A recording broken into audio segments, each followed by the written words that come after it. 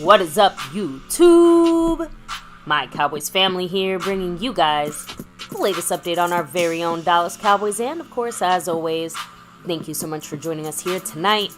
Take a second, hit like, subscribe, hit that notification bell, follow us on all social media at MyCowboysFamily, and hop in the Discord. Link for that's in the description box down below. Welcome, family, to another one here on MCF, My Cowboys Family. The Cowboys chat on the nightly, and tonight, week 2, we're in the middle of this thing here, and it's time to talk about a little matchup situation. And, you know, Micah and this defense versus the Jets and their offense without Aaron Rodgers. That's tonight's main thing, but we got other main things to talk about today, like the knee of Brandon Cooks and other guys that have been injured. And, the bee's knees. Yeah, bee's knees. C's knees, yes. Mr. Brandon Cook's knee and Tyler Smith's injury, Donovan Wilson injury, and many other things here from McCarthy and others that we're going to discuss here tonight on My Cowboys Family. But before we get into all that good stuff, and after you guys hit that like button, subscribe to the channel if you haven't yet, and hit that notification bell, baby.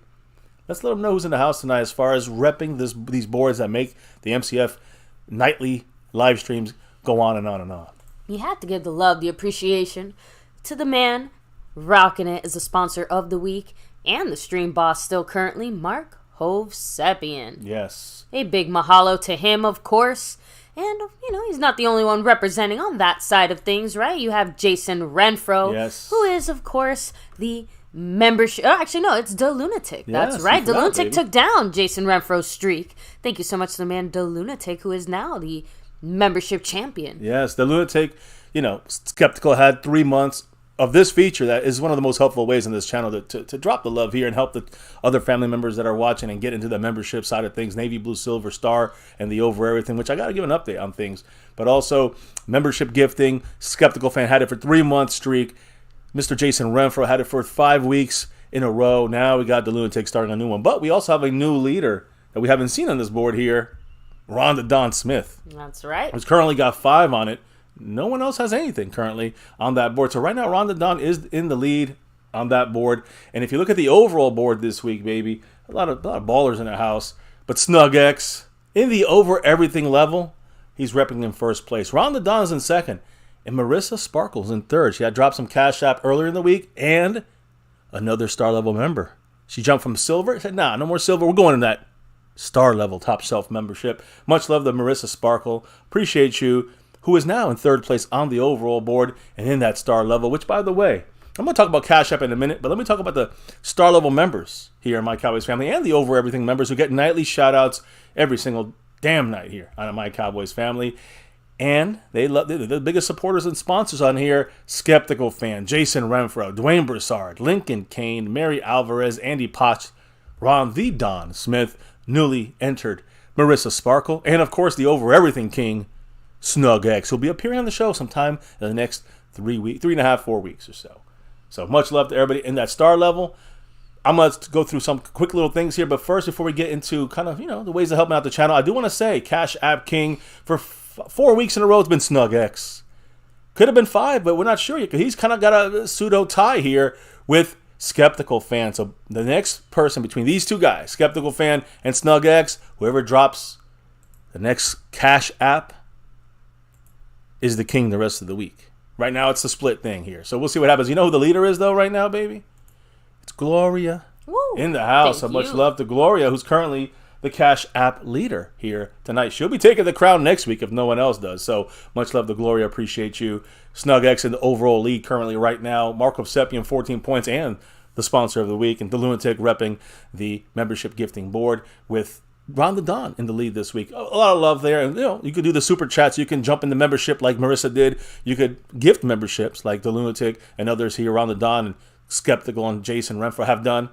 And you can also drop the thanks button, right? The love through the thanks, which, you know, Dwayne Broussard, Skeptical, and others have done as well.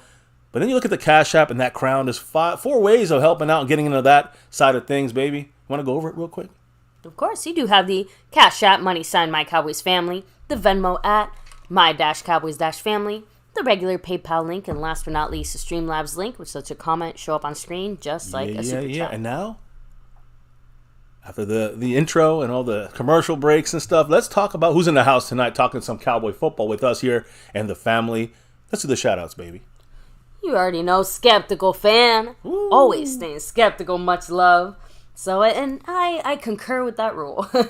We got the OG since day one. Ron the Don Smith. Yeah. Retro Scotty, what's up? Much love to you. Retro. Stoned Immaculate, hello and hi. Stoned like. Stephen White in the house. Hi. We have Daniel Berry Sports, what's up? Much love. Another DB. Tommy Montoya, what's up? Hello and hi. And, unfortunately, injuries are part of football. Part of it is kind of managing it, everything from bumps and bruises to some Aaron Rodgers type stuff. Yeah. I'm trying to watch the language here. Still too early in the stream for that, right? Bobby Bottles, what's up? Much love to you as well. Texas Twister, so glad you're back home after 6 long weeks on the road, ready to watch our Cowboys, right? Oh, yeah. You got Griff 181 in the house, of course. Dwayne Broussard, the top dog himself. The top dog. And by the way, you're back home watching the Cowboys. Cowboys are back home representing. You know it. Jalian, much love to you as well. No doubt. We have James Simmons, hello and hi. Jason Renfro, much love to you as well. Leaside Harold, I guess you can get a shout out. So, Eddie Logan, what's up? Much love. Appreciate that comment. Roy Strassner in the house. Yeah, Roy. Yogurt VR. Shout out to you as well. Interesting. I know. I saw another James in here, I thought. Mike Aldana. C. Bass in the house. Edward Dozier. Much love to you. Rolando Rodriguez, representing from South Texas. Woo. So, as everyone kind of rolls in here, hello and hi. What's up, Retro Scotty? So, again, huge shout out to everybody here, chilling, hanging with us.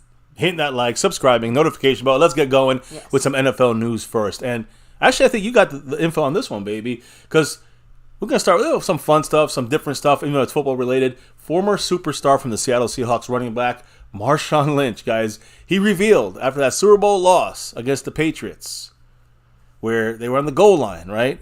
And and Pete Carroll decided to throw the ball in the end zone and got picked, and that was pretty much the game. He admitted that he revealed, I guess, he drank around 15 cases, not 15 bottles, 15 cases of Hennessy after the Seahawks lost to the Patriots that year. So, not all at once, I'm assuming, just in general, he just started drinking and then didn't stop. Yeah. Well, no, he had some breaks, I'm sure, but he went through a lot of these cases. They're saying about 15 cases, but how much is in each case? I don't know. I mean, 12 bottles or so? Maybe. What did he say about this? What was the actual quote from him regarding this drinking fest he had after the Super Bowl? He said, so they had this little resort for us. I'm talking about, we blew that motherfucker down. I'm talking about the whole resort, bruh. They probably gave me, I think it was 76 cases Hennessy, and was probably, I think, 12 bottles each case. How many cases I went through? I mean, realistically, probably had 15 cases. Jesus. So, yeah, honestly, I'm assuming it wasn't him alone is kind of the implication I'm getting here, but you have to admit he probably consumed a good chunk of that. Yeah. The more holy shit part to me was that Lynch said that he laughed at Pete Carroll after the Russell Wilson interception. Instead of running the ball to him. On the 1 yard line, they threw the ball and it was picked, and he just kind of all could do was laugh about that. I guess. And you know what? Pete Carroll deserves that one. I mean, most Seattle fans would agree with Marshawn Lynch on that. So again, that's a little introduction. I'm not a Seattle fan, and I agree. So introduction to the NFL news today. We kicked it off with that one. Now another thing that came up from yesterday's, or I say Monday night's game against the Bills and Jets. Bills reporter apologized for a hot mic criticism of Trayvon Diggs' older brother, Stephon Diggs, wide receiver for the Buffalo Bills. What happened? A reporter who works for the Buffalo Bills, like a DallasCowboys.com kind of a reporter, let's say, you know what I'm saying, like a Buffalo Bills version, though. She's a reporter, and she felt to apologize for comments that she made into a hot mic that were critical of Stephon Diggs. Maddie Glab of the BuffaloBills.com website. All right. While reporters were waiting for players to arrive at the podium, she said, quote, I think they're trying for Steph, meaning coming up to the podium. Steph and Micah Hyde is who they're trying for. But hey, there's no control over Stephon Diggs. Yes, he's going to do whatever he wants to do. He'll look in my face and say, F you. It's how he treats everybody. End quote. Interesting there. So, I mean, I'm just saying. I don't really see the big deal, I guess. Well, I think it is that, again, she responded. She did apologize. She posted an apology later after that happened. But, and she was kind of saying it was more of a joke situation. Not many reporters have said that he's been, an asshole. Nobody's really said he's an asshole or out of control or anything like that. But she apologized. She works for the team. Maybe she knows more than we know, obviously. So, but either way, she apologized. That was that. And moving on, I guess, from that. We'll see what happens. But again, Stephon Diggs getting called out by a Buffalo Bills reporter behind the scenes and on a mic that was on that did not. Did I say hot mic? That's what it means. A mic that's on and recording and she didn't know it. So, anyways, so moving on to a little bit of more NFL news before we get rolling to the Cowboys-Jets matchup. Giants practice squad defensive back Amani Owari was taken today to Hackensack Medical Center for further evaluation after suffering a neck injury in today's practice. Yeah. The results of the evaluation and testing were negative, and Owari was cleared to return to the facility, which is good news, of course. So good to hear that from a Giant practice squad player. Now, remember J.C. Horn? That was the guy we were going to pick in front of Micah Parsons back in 2021. The Panthers drafted him, cornerback J.C. Horn. He suffered a serious and, quote, freak hamstring injury per head coach Frank Reich, who said the surgery and injury reserve both going to be options here. He's Reich and Horn. J.C. Horn also said they heard a pop when it just happened in the Sunday game against the Falcons indoors. In the turf field in the second quarter against the Atlanta Falcons. All right, so I'm officially calling this the Rice Krispie season because a lot of popping. All these players are snap, cracking, and popping all over the place. It's really disturbing. And I just wanted to say because I've seen a lot of messed up injuries, but it feels like I've never seen like back-to-back or heard of back-to-back literally tendon bursting injuries. We got guys popping like balloons over here. You saw, of course, Aaron Rodgers. His injury was, a torn ACL. You saw that was on a turf field. So was this one. Another torn, torn Achilles, not ACL. This here is a situation where it's a pop in the hamstring area. So that could be a torn hamstring or something. I don't know. Hope the best for J.C. Horn. But again, Jay was Dobbins for the Ravens. He was on a grass field that he tore his Achilles as well. Yeah. So again, it's just like it happens. Maybe I think it still happens maybe more on turf, but it seems like the NFL says no, and we'll talk about that. Again, we talked about it yesterday. They're going to keep. They're saying their doctors, their stats haven't shown. Yeah, I know it sounds really dumb, but I actually was reading something about this earlier this morning when I had a few minutes. So it's actually pretty interesting. Half the teams in the NFL have grass. The other half have turf. There's actually 2 teams in the NFL that do something a little bit different. Surprisingly enough, one of those teams is the Eagles. The other team is the Packers. They have, I can't remember the name of it. It's like green grass, green something. I don't know. It's some kind of hybrid version of the two. The Packers, though, and the reason I wanted to point that out specifically is because even Lincoln Field for the Eagles does get used for other events. Pretty much the only stadium in the NFL that's only used for basically only football is the Packers Stadium. Yeah. So they're in a unique position where their field tends to be maintained a little bit more intensely than other teams. But as you guys remember from last year, if you kind of remember, there was like a Packers-Minnesota game where, like all the Minnesota players were saying like this field is basically mud. So, because of its location, it does suffer from more weather-related situations. And obviously, we're not even talking about the Eagles field. It's basically just a pile of shit, Well, it definitely used to be. But the point is that these are the only 2 NFL teams that do anything a little differently. Anyway, that's all. Just kind of throwing it back to you. Good info there. But I did want to say, also, the main thing about J.C. Horn and his injury is not just the injury, like the type on the turf and all that stuff. It's also the fact that, remember, he had an injury last season, J.C. Horn. Maybe his rookie year, too. Look, what I'm trying to say is this. J.C. Horn has been injured his entire career, and guess what? The Cowboys were going to draft him. Can you imagine? I mean, that's J.C. Horn is out pretty much 2/3 of his career so far. And Micah Parsons, who's maybe the best player in, who knows, maybe he'll be in NFL history. Who knows? But my point is, that's I bring that up as well. I'm bringing up the J.C. Horn situation because he could have been a Cowboy that year if the Panthers and Broncos would have went with Micah, either one, right? One of those 2 guys would have fell to us. As in J.C. Horn and what's the other guy? Went to Denver. Anyways, the point here is a lot of injuries happening. This one to J.C. Horn, who could have been a Cowboy 3 years ago. So now another update on a former Cowboy, Noah Brown, with the Hey, I know Eastside's in the house. The Texans today placed Noah Brown on injured reserve with a groin injury, so he's out at least 4 weeks. A guy that, again, Dalton Schultz had, 2 catches for like 4 yards. Noah Brown on the injured reserve. In case you're wondering where these other guys are going. And by the way, these guys are the superstars that Cowboys had for Dak Prescott to work with last year. Just going to leave that there. They're with the Texans where they belong. And one last thing about the NFL before we get to the Cowboys relative stuff, although injuries will continue when we talk about Aaron Rodgers. Pretty sure Texas can make Patrick Mahomes look like Baker Mayfield. Yeah. But okay, back to you. Well, not Baker Mayfield in week 1. The usual Baker Mayfield, right? So anyway, starting next year, the NFL is going to expand all practice squads on all 32 teams, not just a chosen few or a chosen division. You know what I'm going to say here, right? They're expanding practice squads to include all of them, the 16 players and 1 international player on all 32 teams, helping to create more football opportunities for athletes from around the world to be identified and then developed by these teams. So you can have 32 international players at least on every, total in the NFL, 1 on each team. And we had Isaac Alarcon. I was just about to say, it seems like the Alarcon experiment at least led to that positive growth, right? Because now, the future Alarcons of the world have a chance to end up on a practice squad somewhere. That's awesome. Yeah, that is fantastic. And, now we don't have to worry. Surtain. Patrick Surtain. Yes, thank you, Denver Jeff. Bronco. Appreciate that. He's a Vikings fan, so he knew immediately. Yeah. Oh, thank you for that. Yes, but Patrick Surtain and J.C. Horn were the 2 guys the Cowboys were. We know this is a fact. And when they didn't get them, they traded back, got Chauncey Golston in the 3rd round, and ended up getting Micah with the 2 picks back. So wait, Jeff, are you a Vikings fan? I swear you said go Vikings earlier in the chat. Are you messing with me?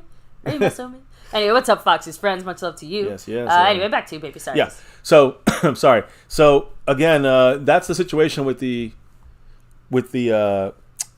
international exemption. Now, not exemption. It's not just the teams having it. Now, every team's going to have this every year. We're going to have that 17th practice squad spot for an international player only. Hey, if the Cowboys want to make me their international scouting agent, I'd be more than happy to travel to Ibiza or to go and search for the best fancy places. Just kidding. Jerry's gonna be the international scout. Hit up that chat real quick. Just a couple quick comments before we dive deeper into the Cowboys. Yeah. Stuff. So Griff181's asking, is Alarcon on our practice squad? He is not. He was not picked up by the Cowboys, but he can still get picked up. Next year he may get re-picked up, reclaimed, or maybe the Cowboys have a new international player. But Isaac Alarcon did not make the Cowboys team. The last 3 years he did on the practice squad with the exemption at the offensive line. This year at defensive line did not make it.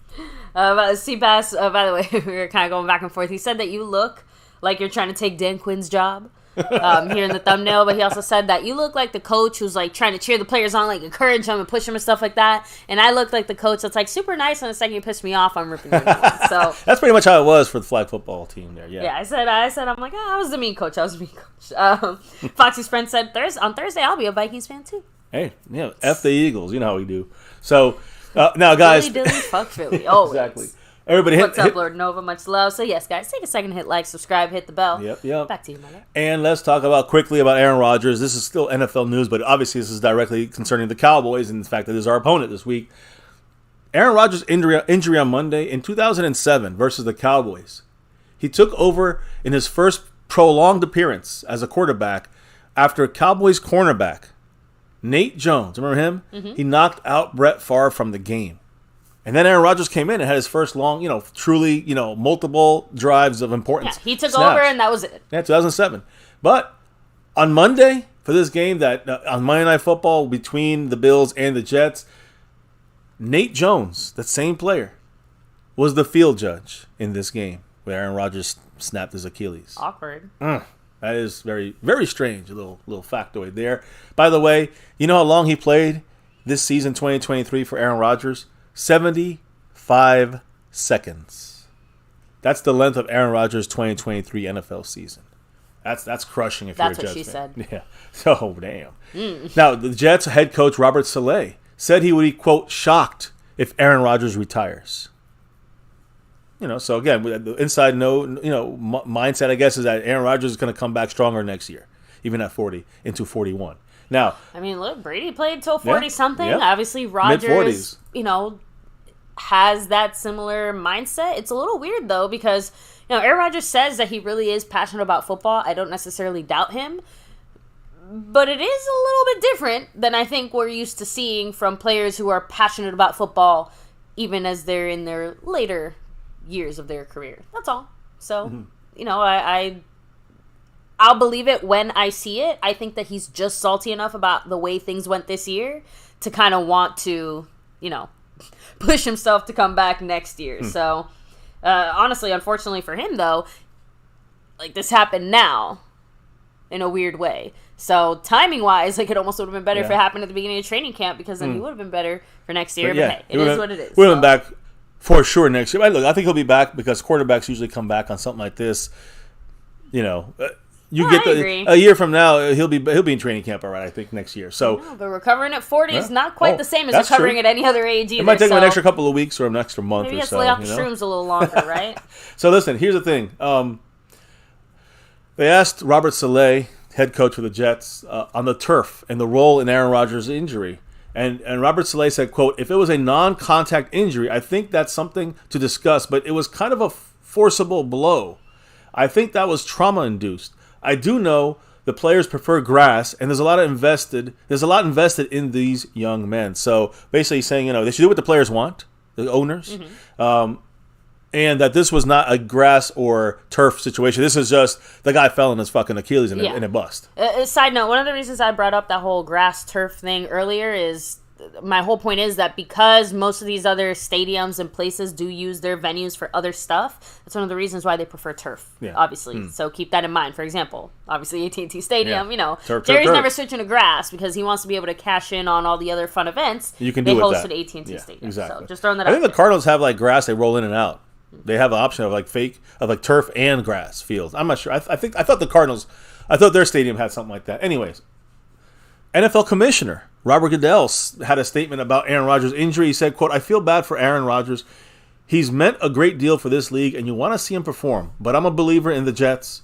They got a good football team, and I think they're going to be fighters." So, hey, there's Goodell's thoughts. Now, the new NFLPA, the players' side of things, their new executive director, Lloyd Howell, sent a big, kind of a letter, memo, a text, an email, whatever. Lloyd Howell said this.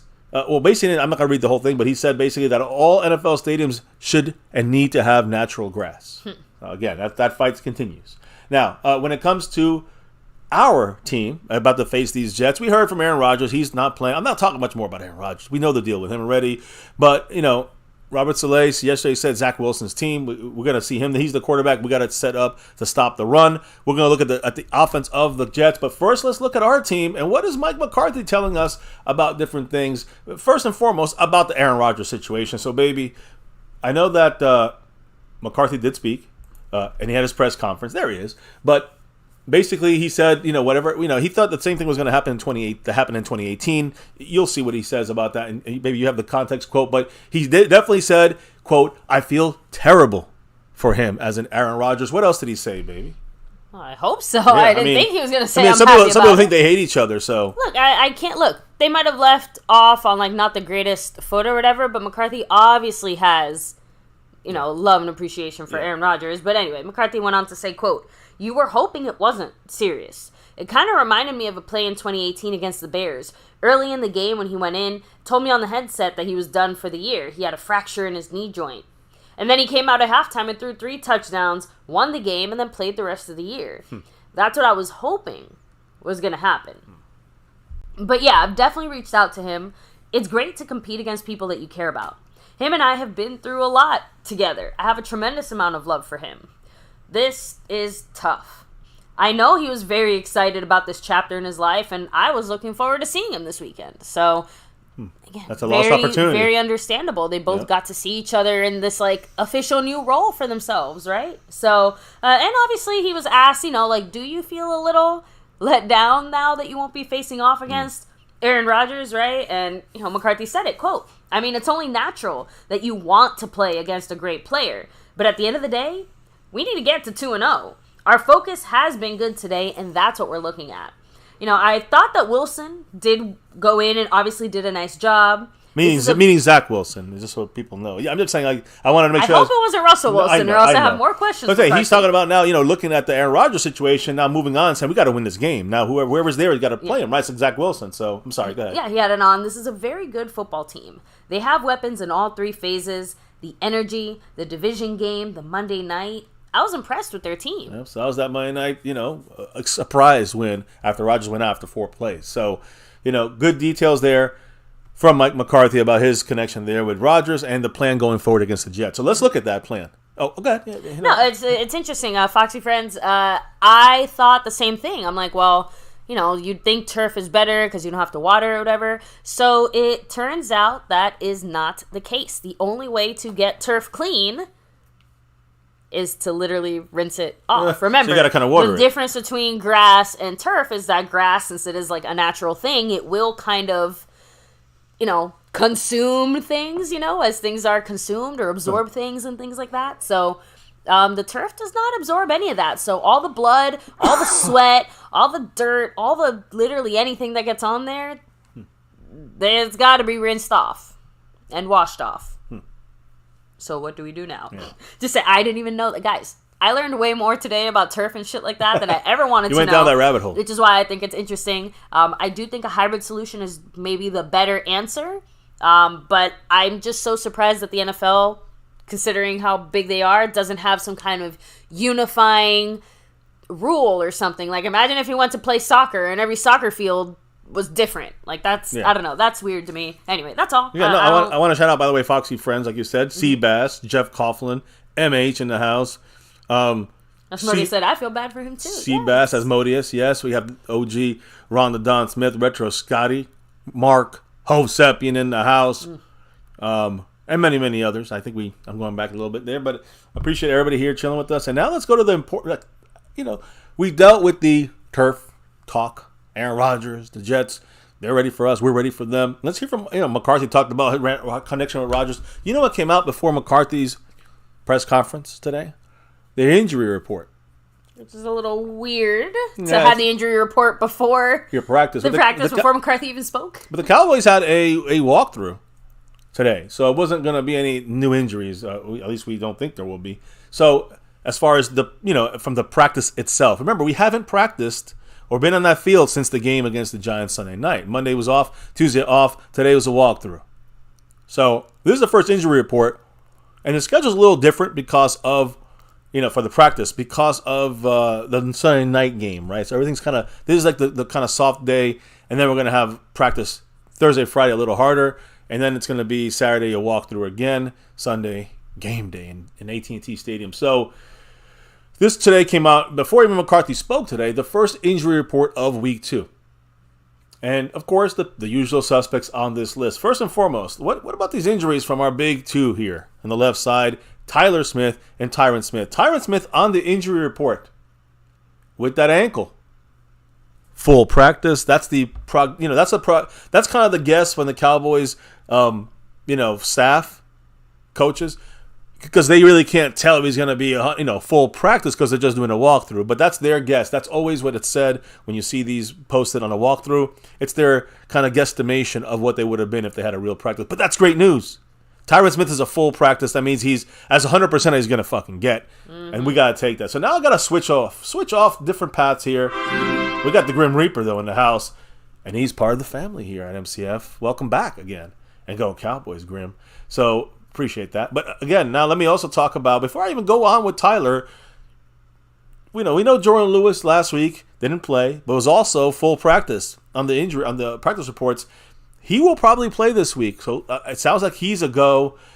Sam Williams, everybody. These guys are all good. Malik Hooker was a little bit sick with the flu, whatever. He's good to go. They played. All these guys played. So all that is good to go.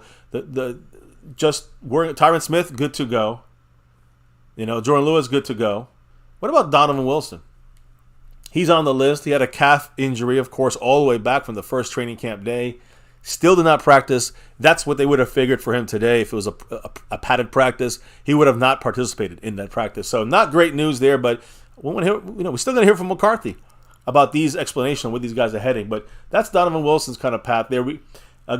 He seems to be a guy that we got to wait really tomorrow and Friday to see the real more meaningful practice designations. Now, the guy, back to the Tyron and Tyler, cross 77 off the list, guys. He's full practice. If everything goes well the rest of the week, he's ready to go.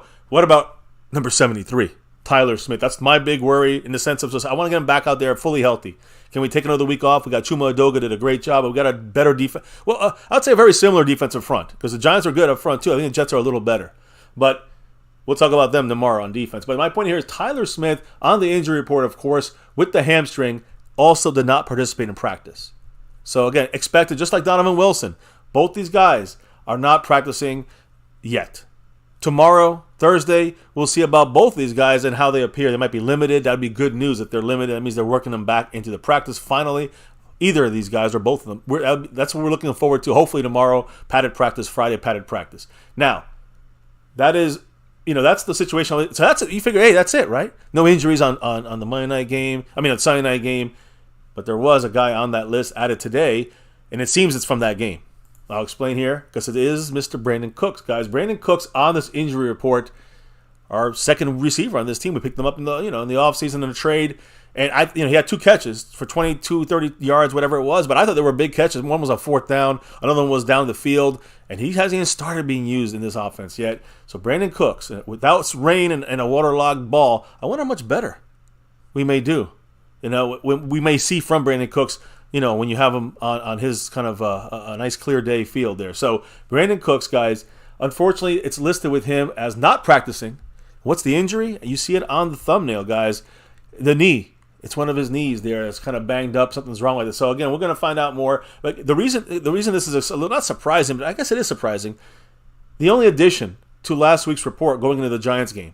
So it's something to definitely watch. And of course, the kind of post-game commentary made by our coaches, as far as like their Monday interviews and stuff, obviously didn't even come close to hinting at anything like this. Point. So I think a lot of people felt a little bit like kind of hoodwinked or bamboozled when they saw him show up on the injury report. And of course, with the Aaron Rodgers injury situation, I think we're all a little more sensitive to even small injuries.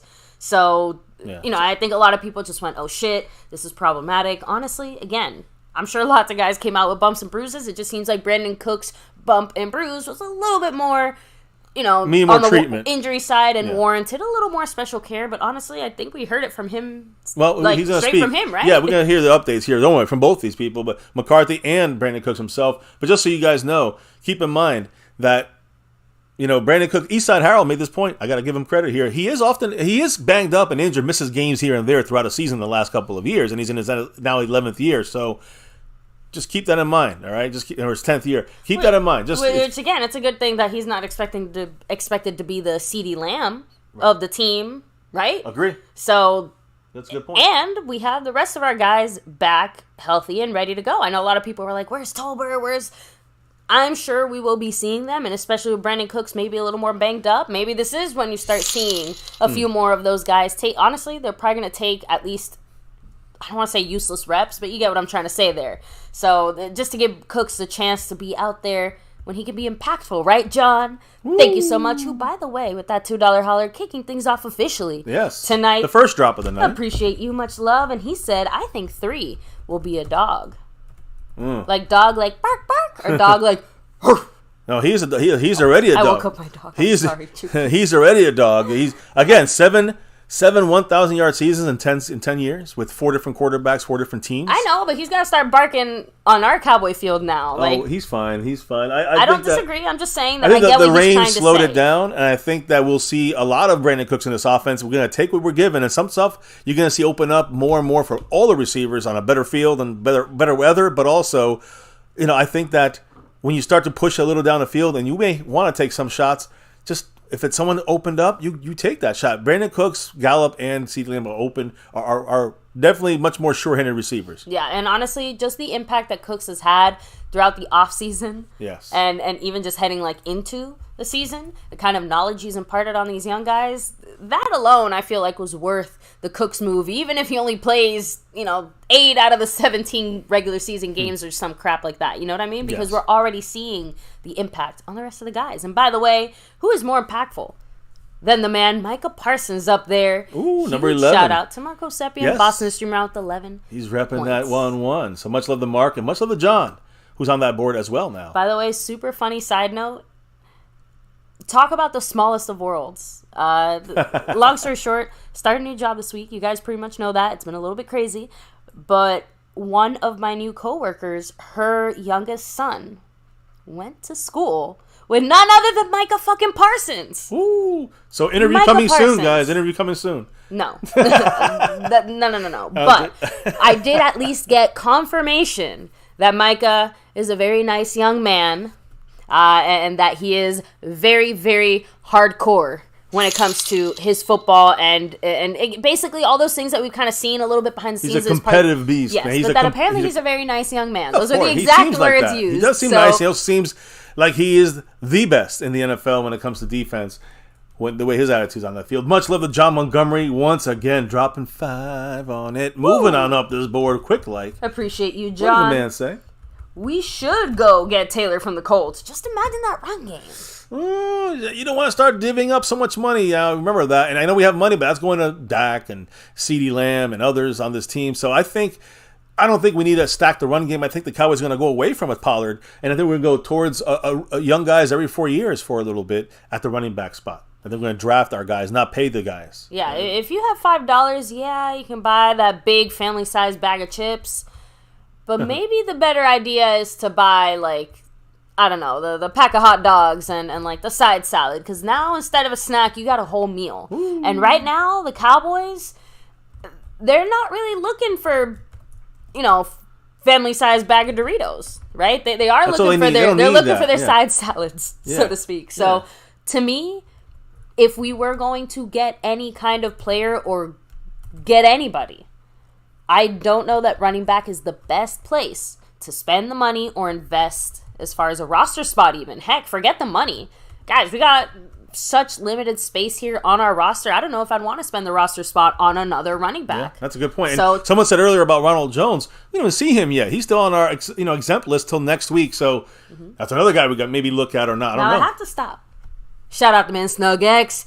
Shout out to you. The man has entered the room here. That's right. One of our, the reason I want to shout him out is I think he's leading the board right now. He's currently still in first place on the overall board. And, again, currently not in the lead in the Cash App. But I just want to say to him, I don't know if he's interested at all. And I know that Skeptical is in the house as well. But just so you guys know, who our leader right now in the Cash App for this week is Gloria with that Tony Pollard holler. But last week's king, it's kings. We got 2 kings in the house. SnugX and Skeptical Fan. And like I said earlier, the first person that drops anything in the Cash App gets the automatic win and is the only one represented on the top board for the rest of this week. So much love to Skeptical, much love to SnugX.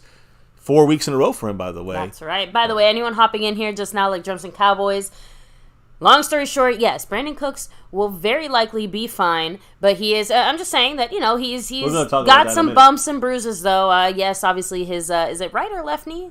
Don't know yet. Okay, so we don't know which knee it is, but he does have a bit of a knee bang up there.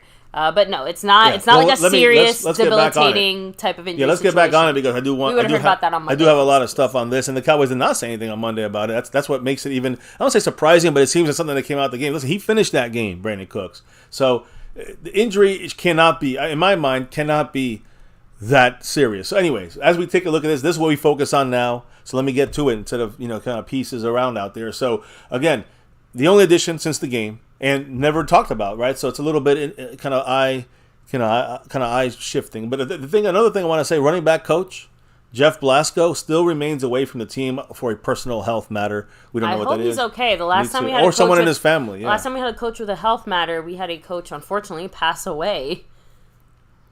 Yeah, but it wasn't because of the health. I don't think it was a health matter. I mean, he just kind of passed away right there on the field, didn't he? Yes, that's my point. The last time we had a coach with a health matter. Yeah, that's true. He died right on the practice field. But this is a guy, it sounds like it's a plan, not planned, but it sounds like it was something that, whether it's a family member or himself, it just kept under wraps. Hope the best for Jeff Blasco, running back coach. And they're divvying up those coaching duties with Mike Soliari and Schottenheimer. So anyways, now Mike McCarthy did speak about these guys, these bang-ups. The other guys I actually spoke about as well here when the injury report came out. So for a second, let's just keep Cooks on the back burner. Get that. Anyways, Brandon Cooks, we'll talk about him in a minute. He spoke today, but McCarthy spoke about him too. Before I get to him, though, McCarthy expressed hope that 2 guys will be able to do something in Thursday's practice. Donovan Wilson with that calf, which I know he didn't practice today, and number 73, Tyler Smith. So hope is that both these guys will be able to do something in practice, which means you'll see limited tomorrow. If we see that from Donovan Wilson or, Tyler Smith, that's a good sign going forward. And according to McCarthy, he said that Donovan Wilson is ahead of Tyler Smith. Keep that in mind as well. If anybody's going to play this week, it's going to be Donovan Wilson. So McCarthy said this. Let me just give his quote. Quote, tomorrow, hopefully we can get both of them involved. Dono is further ahead than Tyler. So Donovan Wilson is ahead of Tyler, which we kind of figure that. But again, another thing he said about Tyler Smith, Mike McCarthy, was this. Quote, I know Tyler is doing really well, though. He's pushing to play. So again, maybe the Cowboys are being a little, and that's cool with me. They're being two things. It could be secretive, and I think there's more things. They want to be safer. Make sure they don't rush him back there and he tears something, right? That'd be the worst thing that could happen. So when you look at the situation, Donovan Wilson trending in a positive direction. Tyler Smith trending in a positive direction in this preparation for the Jets for week 2. And again, Mike McCarthy noting that, I'm going to reiterate this, Donovan Wilson had a, quote, big workout on Wednesday, and he's closer to being, able to play in this game than Tyler Smith. So again, he's going to have a better chance, Donovan Wilson, than Tyler Smith to play, but they're both to be determined still. Still to be determined. Ooh. And did I just see a takeover there? Is that a takeover? Yes, but I don't know by who, because they kind of John Montgomery showing a $2 holler. Knockout punched each other out there. Jason Renfro with his $6 holler, and John Montgomery with his $2 holler. But Jason Renfro does take that stream box. He snuck that in there, yeah. He dropped that 6, and he boxed out the 2 taken away from him. Jason Renfro sneaking in and stealing the stream boss. Much love to John Montgomery dropping that $2 holler. Yeah, with, of course, a classic Go Cowboys. Ooh, much love, John. What did Jason have to say? Go Cowboys. They both said it? No. Oh, I'm sorry. I said Jason Renfro with the classic Go Cowboys, and then I'm sorry. So much love, Jason Renfro, dropping that Go Cowboys, baby. What did John have to say? He's moving right up this board as well. He said, "Is it weird that there's an AI Jerry?" Yes. I think it's weird. I mean, there is one at the stadium, and we're going to see that. Anybody who goes to the game this Sunday is going to see it. I guess you can't fight the future, but yeah, I think it's weird as shit. I'm not a fan of all this AI stuff that's going around. It definitely makes me feel like we're living in one of those weird realities where, like one of these days, Mr. MCF is going to do a stream with like an AI version of MCW. Just, like they're going to steal my and vice versa, my likeness and shit, and then I don't know. By the way, that's Jason. You don't even own yourself. Like, disturbing, that is creepy. very I weird. don't want to get into it. I do want to say also, by the way, that while John Montgomery stays at 8th place behind Jangly Echoes, Jason Renfro, that's his first drop of the week so far. Ooh, much love to Jason. And he is in 9th place, all by himself, moving up, quietly. Give a couple of quick shout-outs, baby. Yes, Retro Scotty, take it easy. Have a great night. Much love. ZZ, everybody likes cheese, especially consuming it until there's nothing left. Remember that. Let me see here. Is Jerry vain? Yeah? You don't own basically the biggest sports franchise and not be a little bit vain. You don't become a billionaire if you aren't a little bit vain. You don't have, you don't basically put yourself as the dude in charge of said football team if you're not a little bit vain. Yeah, so I agree. But you know what? Jerry does it all for the glory. For the glory of competition, I think. Holy sanctity the glory of football. Glory holy. So what's up, Mark? So a quick recap on tonight's discussion so far. Grass versus turf. Apparently a much bigger topic than we anticipated. And, of course, the NFLPA is now starting to maybe push back a little bit more on that. Don't really expect it to go anywhere, but we continue to see that discussion kind of happening. Yeah, we talked about Aaron Rodgers and just kind of the final things about him as they turn to us, and Mike McCarthy's thoughts on that. We also talked about the injury report and Brandon Cooks being on it. Of course, we also talked about Tyler Smith, Donovan Wilson being on it, who did not practice, and Tyron Smith, who full practice, which is a good thing. Of course, there was a walkthrough, but that means Tyron Smith and Jordan Lewis probably can play full blast this week. We'll see about Tyler Wilson Smith. Wilson and the other Smith. Tyler Smith and Donovan Wilson are questionable. But Donovan Wilson is in front of Tyler Smith, so if you're looking at that timeline, you're kind of seeing that. Which makes sense because remember, Donovan Wilson got hurt the first day of training camp, and he was expected to be kind of banged up for about 4 weeks. We're right at that mark now. So, of course, he's going to be healthier than Tyler Smith, who got hurt last week with the type of, unfortunate lingering injury that it kind of tends to follow you throughout the season. So, I'm expecting that even if Tyler plays this week, he's probably going to still be a little bit messed up. I'm guessing by next week he's going to start being a little bit more on the normal side of things. Just because, again, those hamstrings, that's why I always hate those soft tissue injuries. Bother me more than almost anything else. I agree. Mark stepping with that in the house, kicking it off for him. Holler, he said, too. How bad is our wide receiver injury? Go Cowboys. I'll give you a little hint, Mark. We're literally going to When that are now. you hearing about this injury? Did you hear about it after the game? Did you hear about it on Monday? Nope. How about Tuesday? Nope. We're talking Wednesday injury report. So, thankfully, that I'm just saying, that alone lets you know that even though obviously he's on the injury report, it's not like it's nothing. It is not super serious, I will say. Well, that's the initial expectation, right? Yeah. So we heard, again, let me reiterate, we'll kind of go back a step. Cowboys put out the injury report before McCarthy spoke today, I guess to kind of nip this in the bud kind of situation, knowing that the media is going to ask about Brandon Cooks. So let me just say this, guys. Brandon Cooks on the injury report with a knee issue. That's all we know. He finished the game against the Giants, had no issue. Cowboys spoke after the game, no issues. The next day, we got a whole breakdown from the coaches and McCarthy, no issues. Yep. Today was the first issue we saw in the injury report. McCarthy addressed it. After these other injuries we just talked about, he also addressed, the Brandon Cook situation, which it's interesting because we have a part 1 and 2 here on this thing, and it's very important. So again, I don't think it's that big of a deal, but let's take a look at let's take a look at what John Montgomery is going to drop with us here as he drops that Cooper Rush $10 holler and flies up the board. What did the man John have to say? Do you think that the Jets told Randall Cobb that he can quit? Go Cowboys. Oh, no. Absolutely not. They probably went to him on bended knee and said, please, please, please play for us.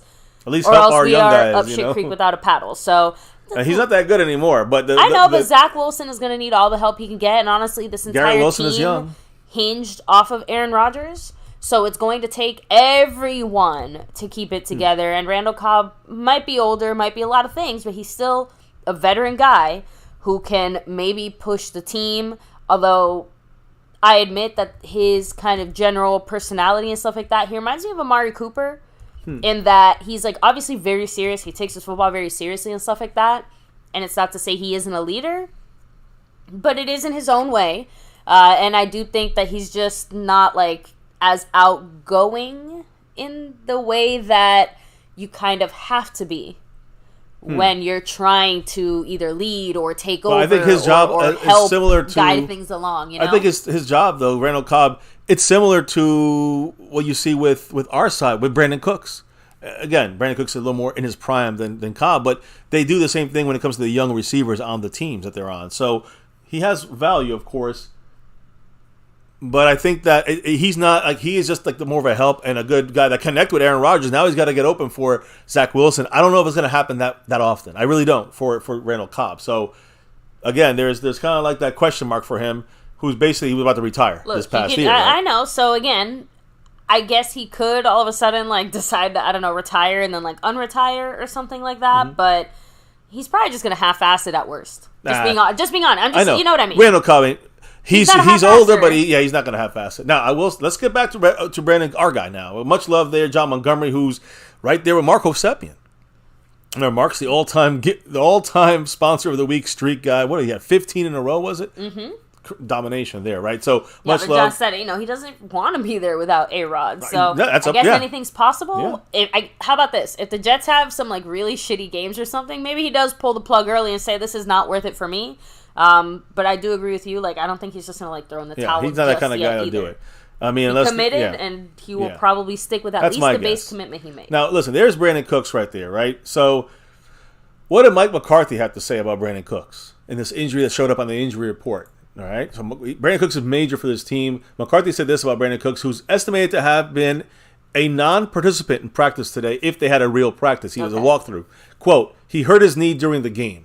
So now we know it's during the game he hurt his knee, but he's doing okay. We're in a jog-through format here at 4 o'clock today, and I think he will try to do a little bit more tomorrow. He has a chance, and he reiterated that he has a chance to play against the Jets on Sunday. Great news there. That is from great news. From Mike McCarthy about Brandon Cooks. Now, Brandon Cooks himself, baby, also spoke about the situation.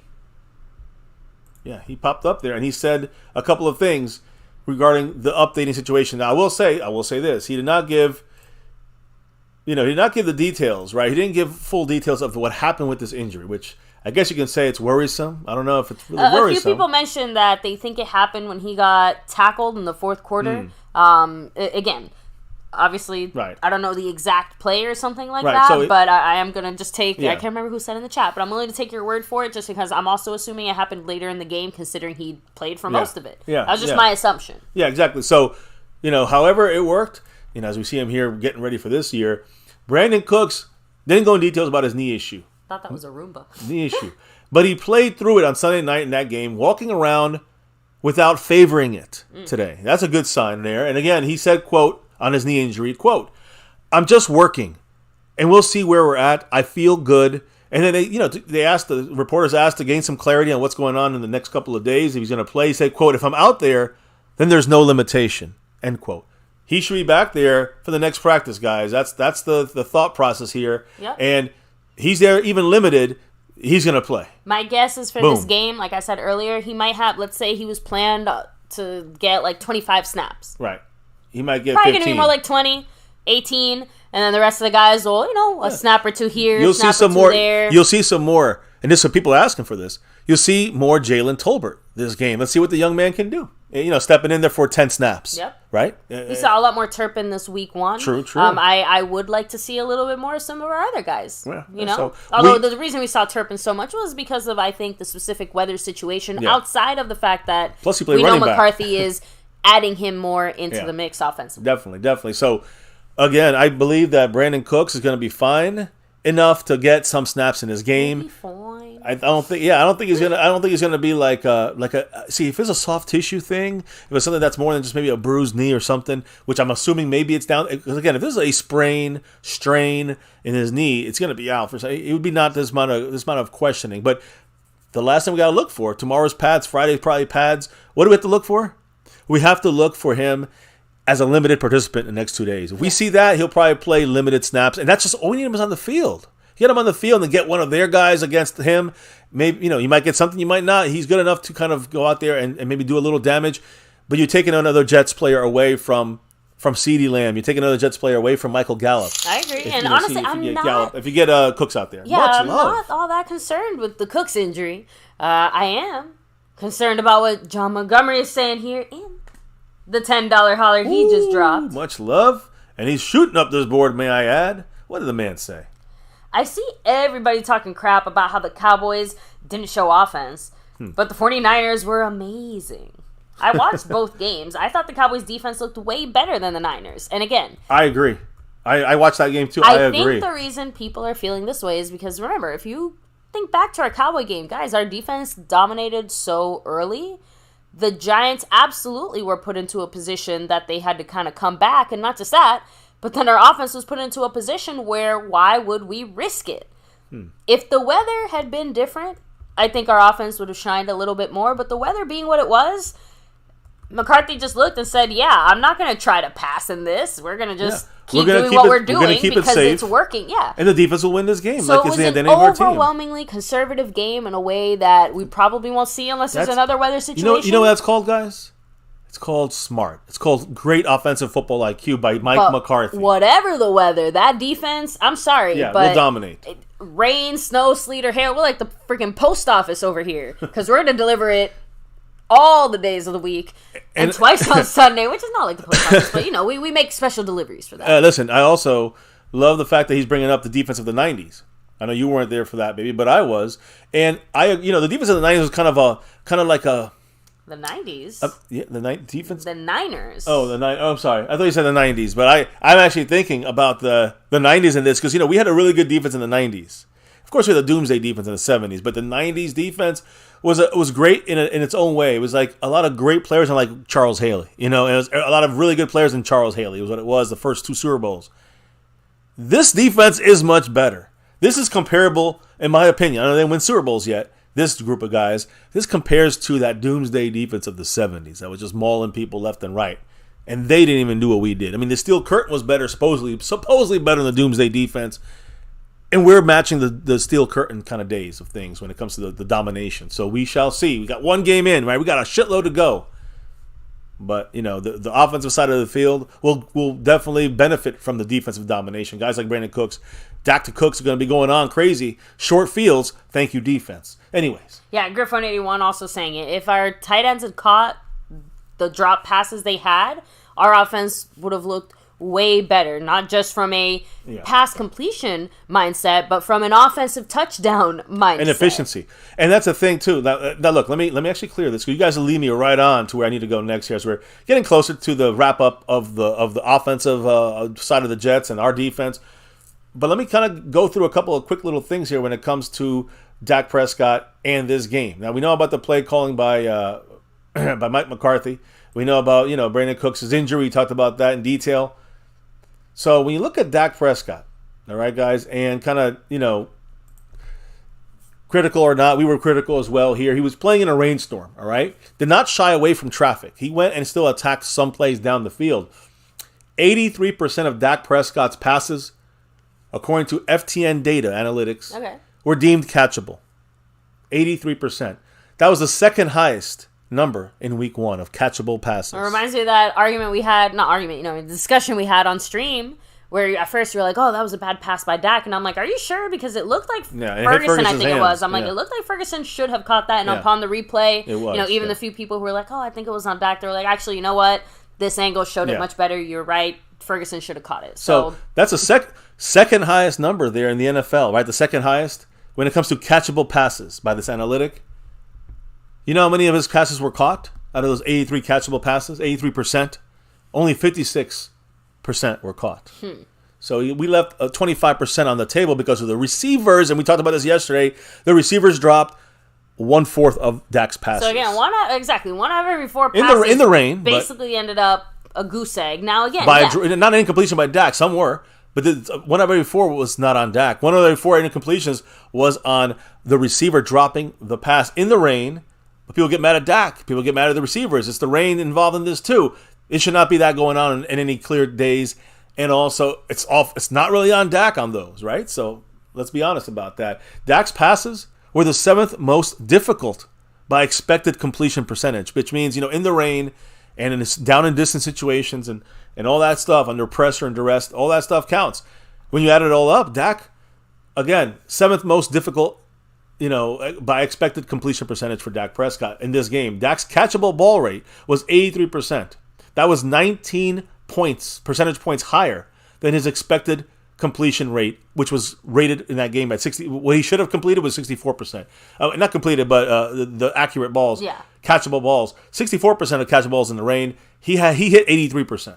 That's almost 20% higher. So if anything, Dak was actually had a great game. Scary accurate in that kind of weather and rain. It just seems like the rest of our team, fell a little bit short there. Listen, Dak also had a couple of bad passes, right? Agree. And the receivers dropped some passes. So it's the rain. We know it. We're going to see a much better offense, and we were still deemed 5th and 6th most efficient in the NFL in offense by the quarterback and by the offense. One thing I'm really excited though about, I know it's not sexy, right? But man, how much better is Dak going to look now that we're not doing all this Kellen Moore willy-nilly risky ass passing crap? Because Dak made smarter decisions in this game in a way that now, look, everyone's crap talking because his stats aren't there or whatever, or maybe we need to see more from him. We didn't see an interception. We didn't see that, did we? We didn't see a turnover, fumble. Thank you. We saw it in the rain. We saw Dak managing a very good game there, and McCarthy managing the game. We're starting off on the right foot when it comes to that trend because we kind of said it. Last year's had way too many. And I don't even care if it was receivers dropping in. I don't care if it was Dak. It needed to change, and we're already seeing pieces of that coming together because our offense overall just looks more safe. McCarthy planned this way. Take what you can get. When anything big opens up, you take that. But outside of that, it's not about the offense trying to be high-flying and exciting. It's about doing just the enough to get some points on the board and not make dumb turnovers. Kellen Moore put us in 3rd and 13s, and we had to throw the ball, and they knew it. It puts the quarterback and the offense in a much more difficult situation. The idea is to limit that from the quarterback. So that's what McCarthy is doing. I have no problem with the way he's calling these. In fact, Dak's 19 points higher than expected, completion percentage rate. That's the number one biggest overperformance on target passes when it comes to on target passes in the opening week of football. So Dak was the best overperforming quarterback. See, we're already starting off better. Jared said 2 interceptions in week 1 last year. Yeah, we're already starting off better. And he got injured. He didn't play the whole game. I mean, it's a whole different game here for this. Did he get hurt week 2? No, week 1. First, Shit. Yep. He got hit in that third quarter and lost with that broken thumb. So now Dak Prescott, if you guys watch that Silence the Sideline thing, he said in the huddle, he was the guy hyping there. It was great to see Zach Martin hyping up the line, both sides of the line. You saw DeMarcus Lawrence hyping up the defensive line, and you saw Dak hyping them all up, the whole team pre-game hype up. He said, quote, "Let's fly, hit, and talk shit. It's capture or kill, and we don't capture, we kill." So I love that attitude. The team got hyped up, and we killed 40-0. Take no prisoners. Damn right. Now, you also had Dak, last year. Remember, last year, as you just said, baby, we threw 2 interceptions, got injured, the thumb.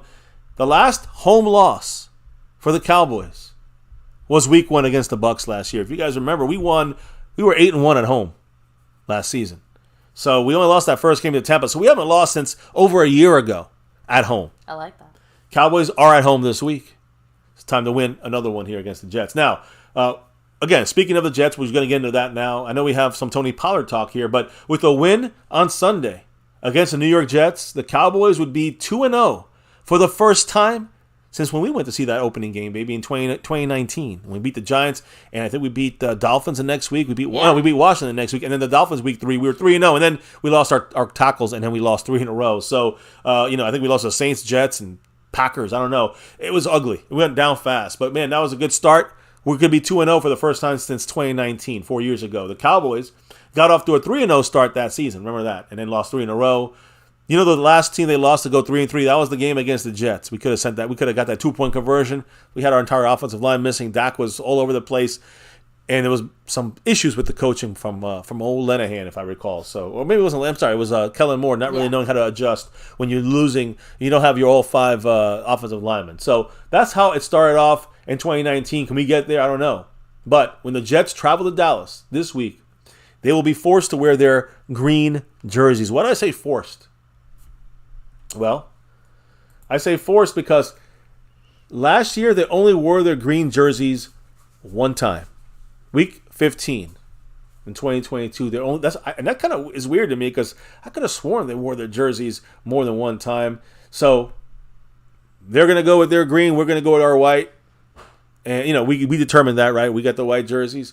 And, we might be, who knows if we wear those dark gray ones with now a blue stripe going down the side. We will see if that's what the Cowboys do or if they just stick to the seafoam green. Either way, that's the look for this upcoming game. And, we're going to take a look at the defense tomorrow. We're going to dive deeper into the offense tonight here for the Jets, matching up against our defense. And, we're going to talk about more matchups and keys to victory on Friday and Saturday. Tonight, we're going to focus on the Jets offense and break down a couple things that I see very important as we head into this game. Of course, tomorrow we'll go into the Jets defense, which is very good. The Jets defense is going to go up against Tony Pollard, who's going to, who spoke today after practice. But, as you see all these early, before even the practices hit for the Cowboys, you see the Cowboys injury report come out. You also saw the Jets injury report come out. And they have some important players on this list. Their first injury report versus the Cowboys, which was, by the way, because they had their game on Monday night, was also a walkthrough.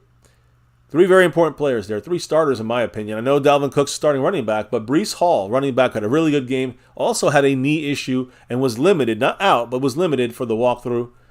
And then there are 2 offensive tackles, Dwayne Brown and Mekhi Becton.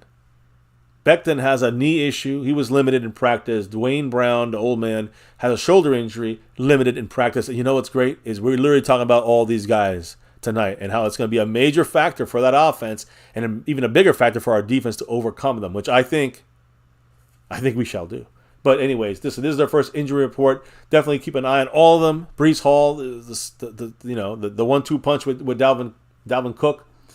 Becton and Dwayne Brown is their best offensive lineman on the edges there at tackles. So we're going to talk about them tonight. Zach Wilson, by the way, had the second longest time to throw, which you figure, hey, you know what? That must be, a great offensive line they have. Well, we're going to talk about that offensive line. I think it was more Zach Wilson's mobility, which kept plays alive and allowed him to kind of attack down the field and maybe hurt the Bills a little bit more. That's one thing we cannot allow. We cannot allow them out there with 3.5 seconds or 3.1 seconds. Remember, with the Cowboys defense with Micah Parsons, we crushed everything regarding them. In fact, the Giants, when it comes to dropbacks. So, when the Giants drop back in that game, you saw a bunch of times the Cowboys got in there in under 2 seconds. I'm telling you right now, Zach Wilson's not going to have 3.13 seconds to throw the ball this week. And also, another thing, when you look at quarterbacks, I'm going to stop in a minute. I'll get back to the quarterbacks in a minute. I know you got to talk about Tony Pollard, and we got Marco Sepien dropping that 5 on it. Woo. Much love to the man, Mark H. A big mahalo to Mark. He said, Cowboys. The Jets have Jack at QB. Our D will dominate. The Jets have a solid, good defense, but will wear out big time, and we will kill them. No Rodgers, no win. I kind of feel bad for the Jets. And yet, I don't know if you mentioned this tonight at all. Maybe you did, and I just kind of missed it because we went past it real quick. Do you want to let the good people here know how long it takes for Zach Wilson to let go of the ball? Oh, I just said that. Well, that's what I'm saying. Let me rephrase it. It's not even that. It's more like he had to run for his life to extend plays. That's the key here.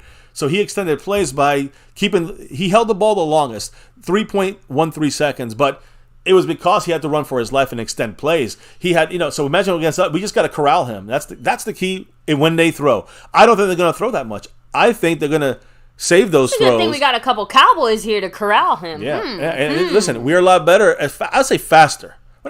There's things the Bills do great on their defense. There's no lame defense there, but Zach Wilson was able to kind of move around, and maybe the Bills weren't practicing for that. They were practicing for the statue, Aaron Rodgers, and again, I think he's a statue because he is mobile, more mobile than we think. But but Zach Wilson's definitely a little bit more mobile different kind of guy than Aaron Rodgers. Different styles outside of just their age. You know what I mean? So, but yeah, I think their defense is definitely going to be the trickier part, and honestly, I'm looking forward to it because, again, we always talk, you're the first one to say it, Mark, right? You don't want to play against shitty teams. Like, look, our defense is going to absolutely crush their offense. We kind of know that. But can our offense, which is still a little bit unproven yet with the whole McCarthy thing, can they go out there and kick some Jets defensive ass? Well, we're going to... Yeah, I hope so. I think the running them down is something that could happen because they're a young defense still, maybe a little more inexperienced and stuff. I think there's ways we can still break them. Ways that I think that Josh Allen's just not that good comparatively. And I think you could say, one guy or the other guy, Dak Prescott or Josh Allen, you can put them in the same region. And I'm not saying they're not good, but they just have their moments. They have their bad moments. I agree. And I think that Dak... Again, I think this is what you saw. If you saw Dak in McCarthy's system or under Kellen Moore last year, you're going to see the Josh Allen performance against this Jets defense. If you see the McCarthy mindset of just take what you can get from them, take what they give you, don't have to attack a good defense the whole game like Kellen Moore did. You attack when they get a little winded in that third quarter in the second half. And I agree. I think in time we will get them, but we got to be patient against a good defense and just do what works to move down the field. We might get 10, 13 points of offense. The defense is going to set us up with short fields, and that's going to make it 24 points. You know what I'm saying? That's going to put us in a much better situation with short fields because of the defense. Just get your basic points. Defense does the rest. No turnovers by the offense. And on defense, for us, got to stop the run because that's what they're going to do. I'm sorry to tell everybody this, but the passing is going to be limited, in my opinion. You might see 20 passes in this game. Again, unless they're down by a lot, then that's exactly what we want. But if they're not, if they stay in the game because they run, we got to stop the damn run.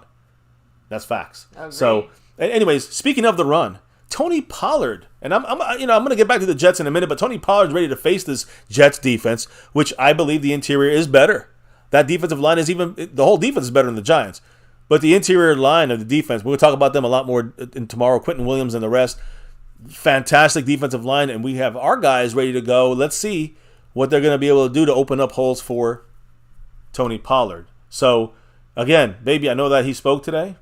He did. And he had some words to say about this upcoming matchup. What did Tony TP had to say about this matchup with the New York Jets coming to AT&T Stadium?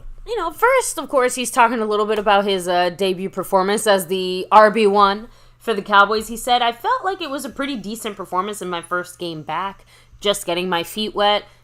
I agree. Remember, guys, the last time he played for our Cowboys, He was not just the RB2, he got hurt, which really freaking sucks. So glad to see him broken fibula. Fully back. Obviously, he's feeling glad to be back, right? 70 yards, 2 touchdowns. Solid performance. He said... Had a bunch in the air as well, right? Yeah, as far as, like, obviously doing his thing, and especially in the second quarter, in that bigger play, right? He said that, he just kind of found a bit of power there before he followed his blocker, saying, quote, "It was really an instinct thing. The play was designed to get outside and then get the edge. Just feeling the flow of the defense, feeling how the backers were flowing to the ball and then reacting."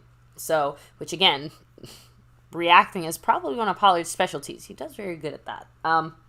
Outside of that, like as far as the whole offense in general, not just like, hey, this is how I think I did. He said, "I feel like we did a good job. We didn't have our best game on offense, but we did a good job of playing complementary football. The defense, when they're clicking like that, it doesn't take much from the offense. I feel like we did a good job of keeping that momentum going and getting drives when we could." Pollard, you just said it. That's what I meant about the difference between the Kellen Moore offense and the McCarthy offense. Even if we kept literally everything else the same, just that actual reality of actually playing complementary football and not just like saying it as a concept in a textbook. Yeah, or just having the offense constantly, not even think about the defense in the context of the game. Just Kellen Moore doing his constant throwing and aggressiveness. Said it too, like, we're up 2 touchdowns. We're still throwing in the teeth of the defense. Yeah, no one's saying that our offense had some kind of knockout amazing performance either. Like, he kind of said it. He's like, we're just kind of okay, but that's all we needed to be today. Mm-hmm. Yeah, that's exactly what point. If we were trying to do more, you would see us having more mistakes. Yeah, and he did specifically call out, because obviously we're not winning all 17 games with that type of performance. He did say that he wants to see the offense execute better against the Jets, specifically when it comes to communication, which is interesting and kind of lets you know that there was probably a lot more miscommunication happening in the huddle than we think. So keep that in mind. We're still working out the kinks ourselves here, right? And he also said that he thinks that this is going to be one of the tougher battles of this season. So if our own players are looking at this defense saying, yeah, this is going to be a tough game, I think, I'm just saying, like, yeah, what does that mean? It's going to be relatively tough. I think they're open. The Cowboys are not sleeping on this one. Yep. The Cowboys are ready for this shit. Pollard straight up saying it, quote, "They have a great defense, especially on the D-line. A guy like Quinnen Williams up front, they've got a great linebacker core, C.J. Mosley. They've got nice corners out there. You've got to look forward to those tough challenges in the sport that we play. You're going to play tough opponents. You're going to play impact players, guys on the team that can make big plays. We have guys on our team that make those same plays. You just got to be looking forward to it." Love it. I'm looking forward to it. So, and of course, Micah Pollard said it, every single game is important. No one's trying to diminish that, but this is our first game at home. And for Pollard, it's his first game at home as the starting running back for the Cowboys. He takes that very seriously. He said it. It's hard to describe. Especially being a Cowboy, it's different. Every game is pretty much going to be packed out, sold out. Tailgates are going to be crazy, and it's a great feeling. Damn right. You've got to be there to experience it, and I'm just looking forward to winning. He's not wrong. I don't know how other people do it. I'm honestly not all that concerned, because I know how the Cowboy fans do it, and man, there's truly nothing like it on this planet. Agree. So, I'd love to hear this. Tony Pollard, he's ready. We'll catch you at the tailgate. Yeah, and tomorrow we're going to hear from the defensive side of things when it comes to the Jets defense. We're going to talk about that tomorrow in much more detail, and our offense versus defense, which I think to me it's a key in the sense of as long as we manage it with patience and I will say, this might be boring to some people, but conservative, plays, just kind of quick slants and outs, keep drives going. That's all we need to do. I think the same thing for this game, except it's going to run better because no rain. Then they have a better defense, but we're going to see a break every play, something open every play. We should. And Dak is about reading it, putting it in his hands, close to his hands, and the player does the rest. We didn't have that much yak last week. Let's see if that improves this week. But the aggressiveness on third down is great. The aggressiveness on second down is not there. It's on purpose because we don't want to throw into a sticky situation. We're trying to keep away from threading the needle into real tough passes. So this whole thing is going to be discussed a lot more tomorrow. But tonight, I want to talk about the other side of the ball, baby. That's okay. Is it okay? I don't know if anybody's... I give you permission. Everybody hit the like, sum it up, notification bell. Much love to our co-champions currently. Skeptical Fan and SnugX. Cash App Kings. Gloria in the lead there. Sponsor of the week. Mark Hovsepian. You know the deal. You know who he is, guys. Much love to Hawaii Mark. Jason Renfro repping it. Right now on the stream boss with 73 points. Tyler Smith, we're hoping he gets back for this game. Much love to Jason Renfro. And right now, overall, you see Snug still in the lead because he's in the over everything membership side of things. Appreciate him. Ron the Don in second. And, many other greats like Mark Hovsepian there down the line. And Marissa Sparkle. Don't forget about her. She's in that star level as well. How could you? Yes. And then you look at the membership gifting, guys. Right now, Ron the Don Smith with 5 on it. 5 gifting memberships. The only guy dropping it this week so far in the lead, coming for that top spot because the Lunatic had that last. Much love to the Lunatic representing that this week. And again, much love to Bobby Bottles, Jason Renfro, Skeptical Fan that have been repping it since the beginning of this thing, right? So anyways, just want to throw out a little commercial break to all the love to the family out there. That definitely helped the channel, help us here do this on the nightly. Now let's get you guys the breakdowns that we all want to hear and see when it comes to our Cowboys. And I'm going to break this down. How am I going to do this? Well, I'm going to do this with some pressure talk here. Now listen, when Zach Wilson has to throw the ball for the Jets, he's going to face this right here. And I guess you can't see it yet, but let me make sure I make this on full screen for you guys and show you what I'm talking about for a second.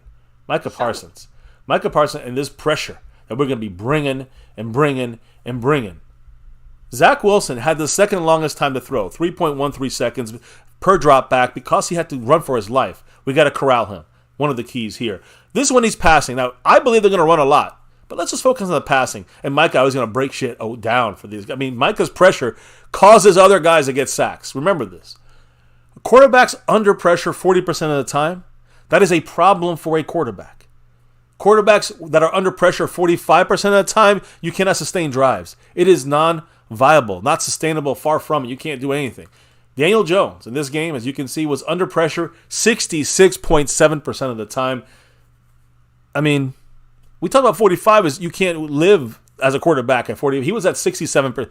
I mean, I'm surprised he survived. Let's put it that way. The Jets, now they're going to face up. We just thought about that, the way it takes them a little longer to release the ball there. So we're going to have time to go and crush them sooner when it comes to Zach Wilson. The Jets are 1-7 when they throw one interception or more than one interception in the last 18 games. So in the last 18 games, whenever they throw one interception or more, they're 1-7. In the last 18 games, the Cowboys have a total of 18 interceptions, averaging 1 per game. That's what the pressure does right there, baby. That's what the pressure does. Now, I want to keep looking at this Cowboy defense. Micah leading the way here. I mean, domination here. Just double teamed, still gets sacks. And again, 28 pressures for Micah Parsons in this game. 14 were double teams. Yes, right there. And he got pressure 4 times and 1 sack in those 14 double teams. I mean, insanity. Insane numbers from Micah Parsons. Look at the team pressure production this year. Those are some Madden numbers. Yeah, that's like 99. He should be at 99, but all right, they still dissing him there. Team pressure production and blitz rate. When you look at it, the chart for week 1, when you look at Dallas breaks the chart, guys. I mean, we're basically an elite front 4 in this week 1. We are, in a place where we are like, out of all the good defenses, one of the more aggressive and effective defenses, but don't blitz. We're not blitz heavy. We're not underachievers, and there's no pressure threat. I mean, I'm sorry, we're not in the no pressure threat part of the chart here. So just saying, this is an elite front 4 that's effective and aggressive. We're the best in the league, guys, by far. The closest defense to us when it comes to aggressiveness, the Packers this first week, they were the next ones behind us. Let's put it that way. The Bills behind them. But, Ravens had, maybe more aggressiveness and effectiveness, while the Niners fell more in the elite front 4 side of things. Either way, I don't care where we break the chart is the point. No one's ever going to catch us on this thing if we keep producing like this every week after week after week. Just an idea of how far ahead we are in this pressure production blitz rate kind of chart. We're not blitzing that much, guys. Everybody from Pittsburgh and on would have to have been the best team in the NFL after 7 weeks last year when it comes to the pressure rate the Cowboys gave in this game, week 1. I mean, it is almost unimaginable, the numbers, the analytical numbers on this. So this is an unbelievable success by the Cowboy defense and maybe a complete failure by the Giants. When you look at... How about both? I think it's definitely a combination of both. And when you look at where okay, let's look at the Jets now. All right, let's take a look at the Jets here. I guess we've seen enough of this for now. We might bring that back when we talk a little more of the passing game. But let's talk about their offense, because that's tonight's real thing here. For the clowns, right? The New York jokes. The crashing Jets. Let's talk about that offensive line there. Let's wait on the offensive line. Let's talk about the offense. And really, these are the best players you're seeing on the screen. The guys that have to lead the way. You're seeing on the right, number 2, quarterback Zach Wilson. You're seeing number 17, the receiver, another Wilson there, Garrett Wilson. Made a great catch to tie the game against the Bills. You're seeing in the center what I believe is the most dangerous part of this team on offense is the running backs. And that's Dalvin Cook and Breece Hall, number 20. Dalvin Cook, number 33. So, you guys know the star positions there. Let's look at the receivers, right? We already talked about Garrett Wilson, who I think is going to be I don't really fear any receiver. He's a younger receiver, but I think that Trayvon Diggs, Stephon Gilmore, DeRon Bland, I have no fear here. We even got Jordan Lewis back in the mix. So when it comes to Garrett Wilson, it doesn't matter where he's at. He's going to be slowed down and I think made less of a factor by our defensive pass rush and our coverage when they're throwing the ball. Alan Lazard, formerly of Green Bay, just like Randall Cobb, right? Who's another one on their rotations there. Randall Cobb's not even listed on their starting group, not even as the backup. Like he's like the fifth guy on the list. They got Irvin Charles behind Alan Lazard. They have McCall Hartman there behind Garrett Wilson, and then they have Randall Cobb. So I'm just saying, he will be used, but he's not going to be used that much. Lazard is also a former Packer, a connection with Aaron Rodgers. Okay, they got to reconnect this week with Zach Wilson. So I think their passing game is basically non-existent. And I'm not trying to put a diss on Garrett Wilson or their abilities, but on the receiver side, they're going to be shut down by our defensive pass rush when they throw and our coverage. We got the safeties. Don't forget about them. I mean, forget it. Three-headed monster. Donovan Wilson should be back. Malik Hooker, J-Ron Curse. Yeah. Forget about it. We got this locked down. We got 8 viable players back there for 6 spots. Much love, Mark Hosepian, dropping that one too. J. Lou Dollar Holler, and he'll be out on that field probably this week with that number 2, Jordan Lewis. What did Mark have to say? He's just saying what we're all thinking. They could have Jerry Rice, and it won't matter. No quarterback. Correct. That's why this passing side of things, it's really silly to focus so much on it because we know what's going to happen if they have to pass. Mm-hmm. It's over. It's done. So that's why I'm going through the receivers kind of quicker. I look at much love, by the way, Mark, with that $2 drop. Jason goes to 71 points. Chuma Edoga, very, very important part tomorrow for our breakdown and how he's going to have to step in there for Tyler Smith if he can't do it this week against a very good interior and defense just all around that defensive line by the Jets. He did all right against the Giants. Yeah, but surprised even I us. admit that the Jets are probably going to be a much harder challenge. Well, again, the Giants have very good interior guys. I mean, all the guys in that front line were really good. We manhandled them.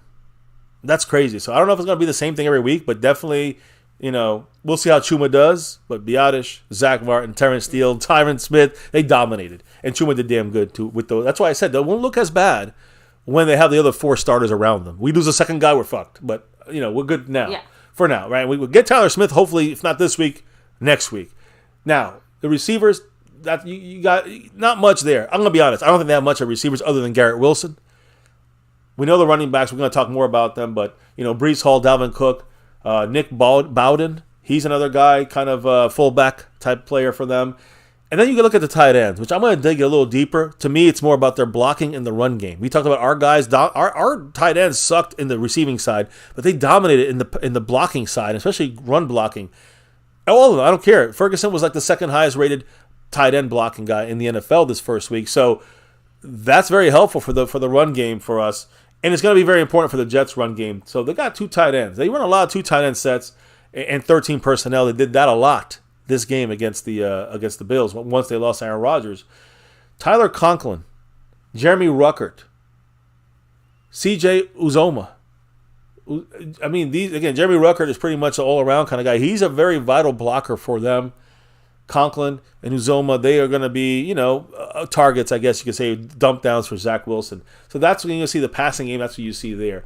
I'll dive a little deeper into their offensive line, which consists of Connor McGovern, but not the Connor McGovern we know, not from our team. And, they're going to have him. They're going to have Elijah Vera Tucker, who's a guy to keep an eye on the right guard, McKay Becton on the right tackle, Laken Tomlinson, left guard, and Dwayne Brown, the old man, on the left tackle. They're backups. They got Billy Turner, Wes Schweitzer, who could play sometimes, Joe Tippmann at center. We'll see Max Mitchell, others. But that's the basic breakdown of their offense. Let's focus on their stars first. And their stars starts with Zach Wilson as far as, prove it kind of guy, right? He's got to prove it. Aaron Rodgers done for the year. It's up to this third-year quarterback out of BYU. Try to lead this Jets team in the, just play calling and leadership, but throwing the ball is going to be tough for him with his first full game starting, game planning, right? At least they're going to game plan this week for him against the Cowboys on Sunday afternoon. So his best potential, for me, in my opinion, when it comes to the danger of Zach Wilson, is not really his arm or his decision-making ability. He's going to throw picks if he goes against our defense under pressure. He's done. But to me, you can't let him escape the pocket. And I've said this before even the first game, even before even the first day of breaking this down. We got to keep him somehow, not just in the pocket, but running for his life and true pursuit. Not like he did against the Bills, extending the play over 3 seconds to throw the ball. That cannot happen, or he will hurt us. And we cannot let that happen at all against our very good defensive front and pass rush. So we don't have to blitz. We just send 4 guys and we bring that speed. He's fast, but we're faster. So, again, don't let him escape the pocket as often to make these plays or extend the play. If the Jets, want to even have the potential they had in this game against the Bills, number one, Zach Wilson has to be better than he has been in his first 2 years. Number two, he's going to have to keep escaping the pocket against our pass rush. Now, I believe, when he does throw that ball, Garrett Wilson, number 17, is going to be his main target. The pass game for them obviously took a big blow without Aaron Rodgers. You saw the big touchdown from Wilson, the Wilson connection, right, to tie the game against the Bills on Monday night. Now, listen to this, baby. Garrett Wilson, number 17, last played in AT&T Stadium in a state championship game during his high school years. So he enters this week after grabbing, week 2, after making maybe the best catch of the week with that, like I said, that touchdown, one-handed kind of bobble and catch, tipped it back to himself near the end of that fourth quarter against Buffalo. And again, his athleticism, high point ability, he's a high point receiver. He's maybe one of the better ones in the league right now. And he will challenge Stephon Gilmore, and he'll challenge Trayvon Diggs, especially in the quick passes. So that's another thing I'm going to say. If they throw that ball, if they try to make a long play like a Kellen Moore style play, they're fucked. I don't care who's the receiver. But if they do quick passes like the way McCarthy's kind of built the offense a little bit for our offensive skill sets, for our players, that may have to do with that with Garrett Wilson. Quick passes now. I'm going to say this. The Cowboys are going to be ready. They're going to tip that ball up in the air. They're going to get picks. Just please.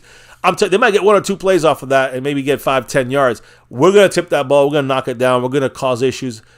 This is the kind of defense we got now. It's different. It's just different. So Garrett Wilson's going to, he's fragile. He's skinny. He's going to get beaten up in there going across the middle for some slants. Let him try the quick game. We'll see what happens. We'll see. He's gonna, if they go for the outside, he'll high point it, try to get over Trayvon Diggs, Stephon Gilmore. If Garrett Wilson has time, unless it's a timing pattern, timing pass, he just throw it after a second. That could be picks for us too. So we'll see what happens. But again, that's the matchup there. That's the Wilson connection. What about Wilson giving that ball to some of the running backs? Because we know Dalvin Cook, he's a menace in the passing game. He's a menace in the running game. He's a strong runner. He's fast, faster than you may think he is. Dalvin Cook, number 33, you got to be careful with him, guys. We got to keep an eye on him. Now, I will say this. With Minnesota, we've always shut his ass down when he was at the Vikings. I think other than the first time, I think we were on a Monday night or Sunday, Monday night game with him like from 5-6 years ago. He hurt us. But outside of that, we've stopped him every single time. And in fact, Donovan Wilson popping the ball out, Donovan Wilson kind of watching him, Micah watching him. I think when he's in the game, and he's not going to be as often in the game as he was in Minnesota, that's a guy we got to watch. We got to also watch number 20. And he's just faster. He's just, he's kind of like the Tony Pollard to the Zeke, let's say, in this scenario. Breece Hall, again, he's going to have an effect here in the sense of when Aaron Rodgers going down, they're going to need him to emerge, number 20. Last year he got injured. But now the running game starts with Breece Hall, number 20. Not yesterday, but on Monday night, he got over 100 yards in his first 2 carries against the Buffalo Bills on Monday night. He's second-year Iowa State player. He was, again, the rest of the night, he only had 8 carries for 25 yards. So we're talking about, a drop over 1 yard per carry. So not bad, but not great either. 8 carries, 25 yards. So we should be able. We need to stop the run. Breece Hall is where we need to focus on him and Dalvin Cook. To me, we stop the run, we win. We won. They're done. So to me, again, when it comes to Breece Hall in the passing game or running game, big play potential is there with him. He has that quick burst ability. He can identify a hole quickly and then go use that burst he has to get through there and go all the way on some plays. We saw it almost happen against the against the Bills Monday night. So again, the Cowboys have to emphasize the run stop this game a lot more than the pass rush in my mind. If we get a lead and we start taking a lead, then it's all over. But when you have to stop that run consistently, it is never over in my opinion unless the Cowboys show us that they can stop the run consistently. I see the man showing us that J. Lou $2 holler, Mr. Calvin Richard dropping that 1-2 on it, baby. What did Calvin have to say? Should be a good offensive test. And hey, that's my point exactly from earlier. If we want this team to actually test itself against good teams, then that means we want our defense to go up against good O-lines, and we want our offense to go up against good defenses. So overall, I think this is a great test because obviously, last week was a bit of a special circumstance, let's call it that, right? Because of the weather, because of the situation, it's obviously a division rival as well, so there's a few different factors here. But I did also want to point out, I can't remember who it was way at the beginning of the stream. Do you remember the last time we played the Jets? We won big. Was that the one in 2019? Yeah. Yeah. At home we beat them big, but on the road we lost in that 2-point conversion game. That and embarrassing. They're a whole different team though. In a very embarrassing fashion. I'm just saying that I don't care what team it was. They were still the Jets. I still would like a little bit of redemption from that. Calvin on the board, by the way. I want to just touch on one last thing about his comment about should be a good offensive test. Here's my question. Is it a good offensive test because let's say we get 143 yards from Dak passing, but we win 40-0. Is that a good offensive test? Did we succeed? I believe we did because we used the offense properly. You don't have to go out there and throw for 400 yards and say, look, we did great against a good defense. I don't want to see that. That's what Kellen Moore used to do against bad defenses. What we need to do is let's see us win the game and not have to use our offensive power every single day, every single game. We want to do that as much as possible. So you can blow teams out by doing that. And we got the power eventually, the potential in offense to do more. There's no need to break it out right now. Let's just take what they give us. So to me, if the Jets have a really good defense, can we win a game against a really good defense with our defense? You guys feel me? I think that's what I think we're going to see this weekend. And you're going to see, I think, a successful offense if we don't attack down the field consistently like Kellen Moore did. You guys feel me? I don't want to see Dak trying to go high flying and going down the sideline for 4 touchdowns and 450 yards. That would be horrible. We probably lose the game, not because of Dak, because we're overdoing the throw for no reason and endangering our offense. We're endangering drops and tips and shit that happens when you throw the ball, like we did with Kellen Moore, up 17 against Jacksonville, 20 points, and we lose the game because we throw every goddamn play, even when we had game almost in hand. Same thing with the Packers, fourth quarter, up 14, and we throw. Why? Why would we do that? I know we ran towards the end trying to save it by Kellen Moore. But Kellen Moore is not a good manager of game plans, and that's what McCarthy is the difference maker. So to me, the proper game plan is the bigger. When we run the proper game plan against the Jets to win the game, more than this is a good offensive test, that we don't want to really get aggressive with them, there's no need to. Because that could only mean trouble against especially a very good defense. This is a good practice for what happens in the playoffs when we play good, definitely good defenses every week. And do we have to be aggressive against these defenses? I don't think we have to. We'll have to wait and see. Anyways, Breece Hall, guys, to me, with the quick burst and his ability to identify holes and all that good stuff, we'll test our Cowboy defense, which was at the bottom of the league last year, one of the worst in the league in the run defense. If the New York Jets want to have a chance to win on Sunday, I'm telling you, Breece Hall, number 20, is going to be the major guy to watch. On the ground, guys, the Jets, so far this year, after week 1, the Jets rank 4th in the NFL in rushing yards. So they will run the ball, especially they try to do that, a lot of running against the Bills. Breece, again, I told you guys, well, let me just say the Jets had 172 total rushing yards. Breece Hall had 10 carries for 127. Again, 25 of those came in the last 8 carries. Not very good there, so we got to contain him. Can't let him break out big runs. The Jets, they right now kind of control the league when it comes to average yards per carry in a running game. 6.1 yards per carry. And 5.42 yards after contact per rush. So we got to hit and we got to wrap up on defense. It's basic fundamentals here, guys. Now, I will say this. They don't have this picture, but these are key players on their offense. They're tight ends. We know how important tight ends are to blocking. We saw Ferguson, tops one of the best guys in the league. But tight ends is what helped spring Dalvin Cook and Breece Hall for big runs and effective runs this first week. Second-year player Jeremy Ruckert. He led all tight ends with an 89.5 run block grade last week. Remember, his number 2 is Jake Ferguson. So they used think of Jake Ferguson, but a little better over there for them in their run game.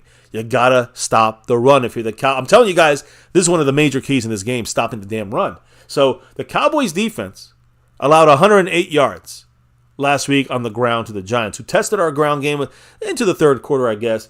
But last year, the Cowboys finished 22nd in run defense, allowing 129.3 yards per game, with Hankins definitely helping from the beginning of the season now.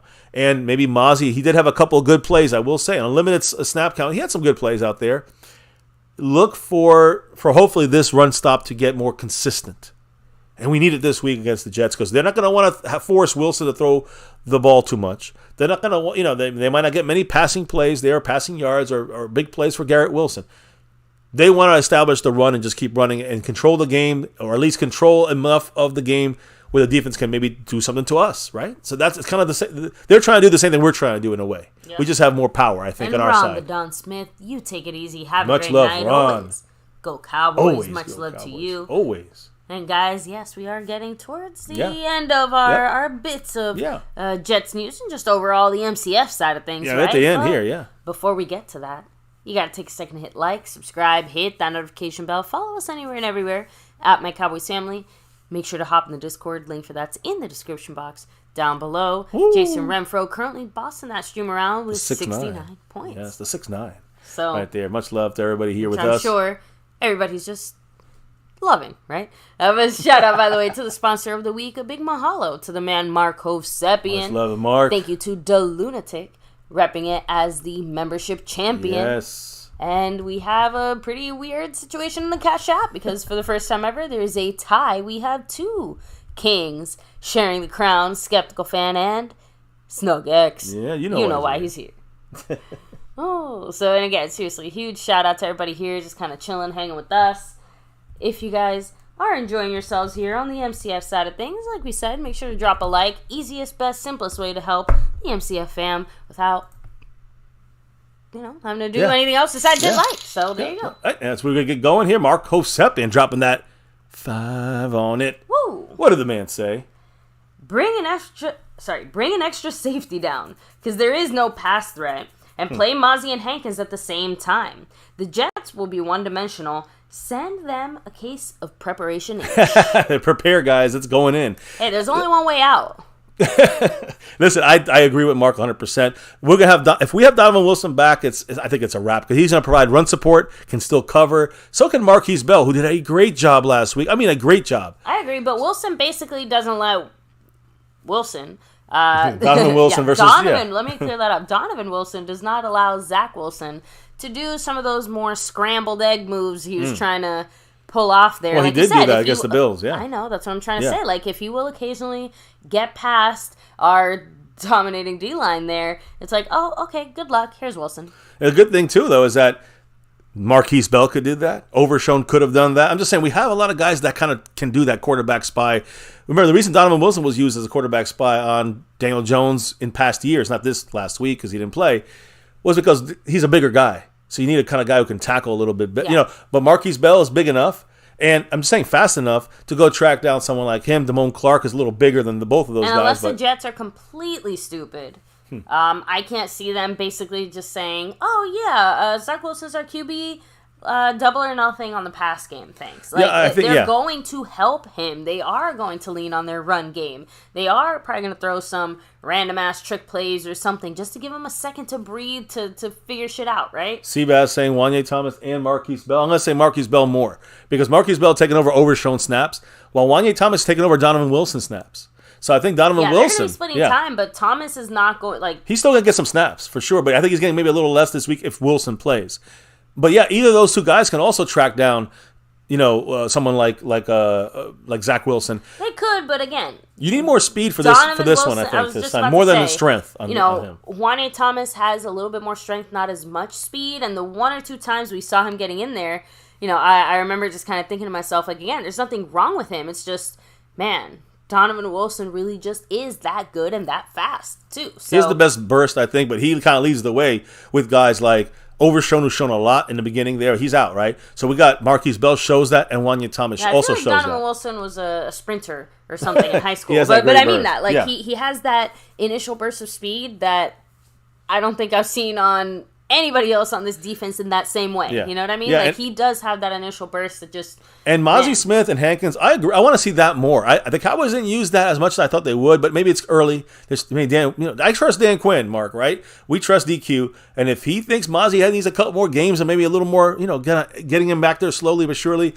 I'm good with that. I'm good. We don't have to throw him in. First round pick, I don't care. I wanted this team to win. I want the defense to dominate. First round pick means he'll be great somewhere in the middle of the season in this defense. Call me crazy. I love it. But I have a feeling that part of the reason that we went in that direction was because of, damn it, you just mentioned it and now I lost it. Oh, God. Hankins. No, just, both guys out there on the field. Yeah. I'm assuming, again, I think Quinn just felt like they could handle it. Does that make sense? Like, maybe the weather, I hate to keep bringing back to the weather, but I'm assuming maybe that was also a factor.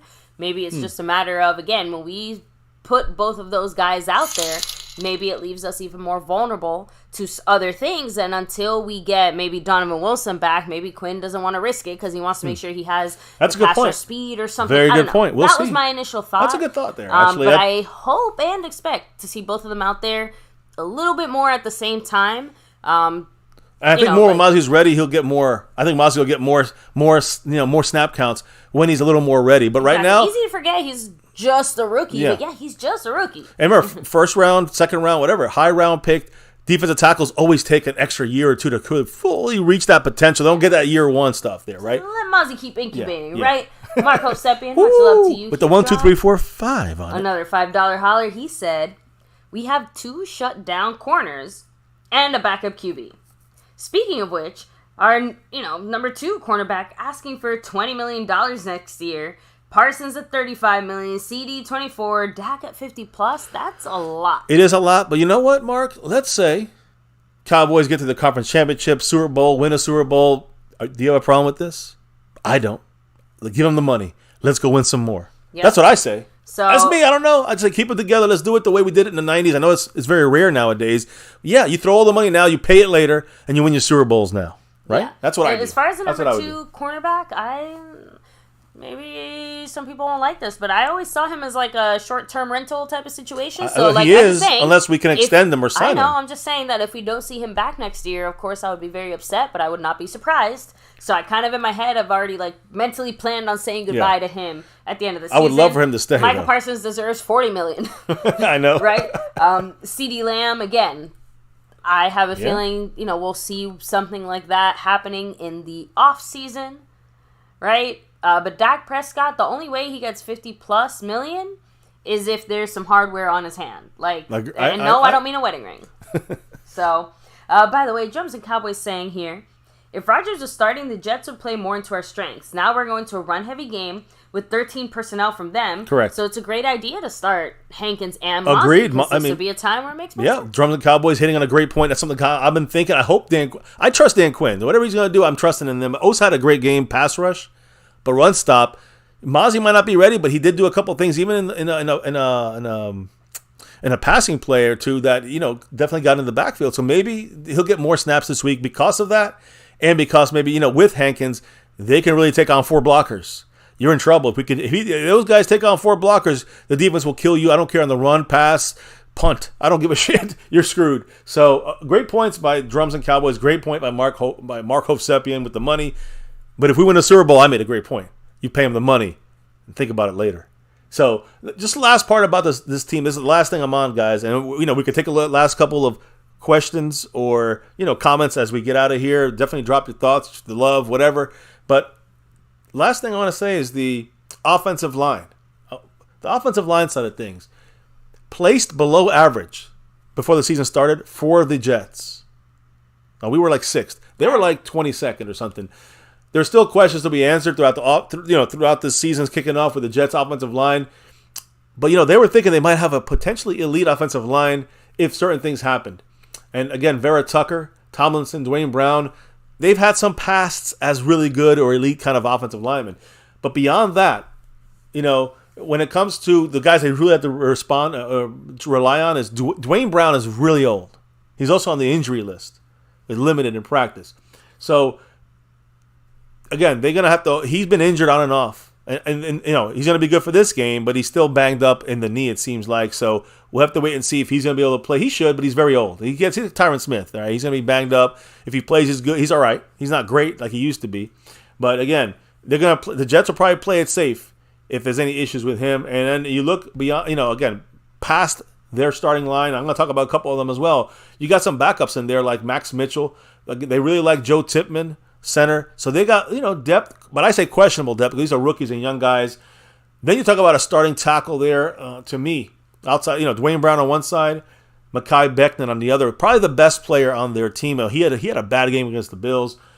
He has brought optimism to the Jets offensive line and the franchise, and they're hoping he can perform to what the expectation is. They try to be one of the better offensive lines. I'm telling you right now, against the Bills, they failed miserably. And I think they're going to have bigger troubles with us. So Vera Tucker, though, is interesting. He possesses very good technique. All right, Vera Tucker, who's their right guard. He has good footwork, strength, and speed. And again, the Jets themselves gave up several picks to move up in the draft to get him in 2021. The Jets are hoping this year that he can blossom into a star. The probability is right now, though, the reality is none of them have blossomed to anything yet. So it's all hopes right now. We at least have proven guys that hope stay safe, stay not injured. Yeah. Statistically, it's hard to make predictions and stuff on offensive lines. We see what they did last week was really porous against the Bills. But they look at guys like Vera Tucker, of course, Mekhi Becton, Tipman, who's the backup center right now to Connor McGovern, not the one we know, but the other Connor McGovern in the league. But there's no reason that they think they could maybe crack the top 15. Now, they're hoping for top 15. That's optimistic. The Giants are like in the same range as the Jets. My point, even if the Jets are a little better on the offensive line, which I don't think they are, they're going to have trouble to throw that ball. They're done. Running the ball, they might have a little bit better. Again, we talked about the tight ends helping out. That makes their run game more dangerous. But if they throw, they're done. This offensive line will not hold up. Dwayne Brown at left tackle, old man Brown. If he's hurt, you got Billy, probably someone like Billy Turner taking over. That's going to be death to them. Left guard, Laken Tomlinson with Wes Schweitzer behind him. Again, nothing special there. Center, Connor McGovern with Joe Tipman, young guy. Connor McGovern, he's all right. He ain't that good. In trouble. Elijah Vera Tucker, they're hoping he can blossom, but he's their starting right guard. We'll see if he blossoms this week. And then right tackle, Mekhi Becton, probably the best guy. He's going to go up against guys like DeMarcus Lawrence, Sam Williams, Micah Parsons, Dante Fowler, Dorrance Armstrong. All these guys got sacks. I'm just saying, they're in trouble in a big freaking way if they throw that ball. If we're up, 16, 20, 26 points, whatever. If we're up that much, it's game over because they got to throw. And they gotta die. You know what I mean by that. They gotta suffer the consequences of throwing. So we must stop the run, plain and simple. The only everything else will work out. If they gotta throw, it'll work out for us, guys. Trust me. If they try to scramble, I don't think he's gonna make it too far there for their starting quarterback, Zach Wilson. Now, I didn't think Aaron Rodgers was gonna survive. Even if he was back there, I don't think this game changes that much. Honestly, they still got to run, in my opinion. Aaron Rodgers against the Packers last year. Just a little mindset here. With the great Aaron Rodgers, we were up 28-14 I think late in the third quarter, early fourth, and Aaron Rodgers told the offensive coordinator there, let's just run the ball. And they ran like 20 out of the last 22 plays. They ran, and they beat us in overtime. So we got to stop the run. Even the great Aaron Rodgers' arm said, let's just run and beat him that way. He was patient. He did the right thing. Same thing goes for the Cowboys. We got to be patient against their defense. The Jets will try to be patient against our defense as well. That's going to be tough. If they run and they can't run anymore, or if they're down some points, they got to start throwing. That's when the game's over. So anyway, that's my quick breakdown. I guess my 20-minute breakdown. of the offensive weapons of the Jets. Which, tomorrow we'll talk about the defense. For you, so I try to do I'm doing my best. I'm doing better now. Tomorrow we're going to break down the defense, which is more of a focal point. As long as we don't make mistakes against them and get too aggressive, if not needed, we should be fine. No mistakes. We win the game on offense, and if we stop the run on defense, we crush this team. We crush them if we do those two things. I'll leave it at that, baby. Let me. I guess where we at here. I'm just excited about this game. I want to play this fucking thing right now. I honestly, yeah, especially with the Aaron Rodgers injury, it makes me less. Oh, I'm looking forward to this historic matchup or this Let's great get matchup, to it and beat them. More to I just want to get past it. Yeah, wake me up. After the game, 8 p.m. yeah, late when game. all the games are over. 8 p.m. Eastern for us here, right? Starting off. Yeah. So, guys. Thank you for joining us here for another one. I mean, I guess we will take the last couple of comments and shout-outs here. As I do the shout-outs here, I'll grab a comment or two. Much love to Stoned Immaculate 2, saying Cowboys up by 10 or more points on the Jets. Good luck to the Jets, then. They have to keep the game close to have a chance to win. Correct. Yeah, I have a feeling that, yes, while this upcoming week's performance won't be as dominant as last week's, a lot of those same trends are still going to carry over. I agree. I second. I think we got to keep that same mindset. Yeah, but I'm genuinely looking forward to being tested by their defense. Like the same thing that some people seem to be like scared or concerned or wary about. I'm looking forward to. I wanna see them. I'm excited. Bring it down in action, right? Drums and Cowboys, much love to you, of course, and along with Mark Hovsepian. A big mahalo to you. Mark H in the Griff house. 181, exactly. And that's what Pollard meant about complimentary football. It doesn't matter what it is that you do on offense, because at that point the defense did it all for you. You just have to go out there and not mess it up. Correct. And guess what we used to do? Mess it up every single time. Forcing things that weren't needed, or throwing in the fourth quarter. You're up by 14. That's stupid. I don't care who your quarterback is. Even Aaron Rodgers knew what to do. Exactly. So, of course, C. Bass, much love to you. They were down 14. Shit. We have Jumps and Cowboys. We're on the Don Smith. The Mark Don. Hovsepian. The other Don. See, Stick Aguilar 04. Much love to you. Lost in Translation. Hello and hi. Podcast. Let's see. Yeah, that's about as far back. Oh, wait, no, so let me. Okay, there we go. I'm like, it seems a little not as far back, but there we go. We got Jason Renfro, of course, Jared Morrison, Stoned Immaculate, C. Bass, Skeptical Fan, always staying skeptical. Always. Drums and Cowboys, much love. Let me see. Yes, Modius in the house, Griff 181. I think we got everybody. C. Bass, Z. Yeah, so that is everybody here. Chilling, hanging all wrapped with up. Us, as far as from what I can see. And if I didn't shout you out, now's the time to say hello and hi, so I can shout you out. Thomas Garrett, right? Yeah. The Superior Garrett. Yes, and take it easy, man. Hopefully you enjoy. Actually, are you going to this? Yes, you are going to this Jets game. I was going to say, I'm like, I thought I remembered that. So enjoy, cheer on our Cowboys, have a great time. Yes. And I hope Aaron Rodgers gets sacked on the bench. Somehow, yes, exactly. Get the pressure. I'm just saying, I want to crush him on the sideline and not just, on the field. Yeah, I hear you. Listen, I do want to say also, much love to those that dropped the love from above. Like Marissa Sparkle in the star level membership.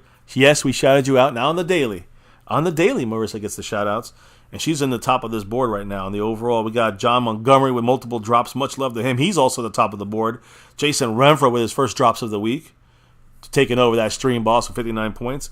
Mark Hovsepian, the sponsor of the week.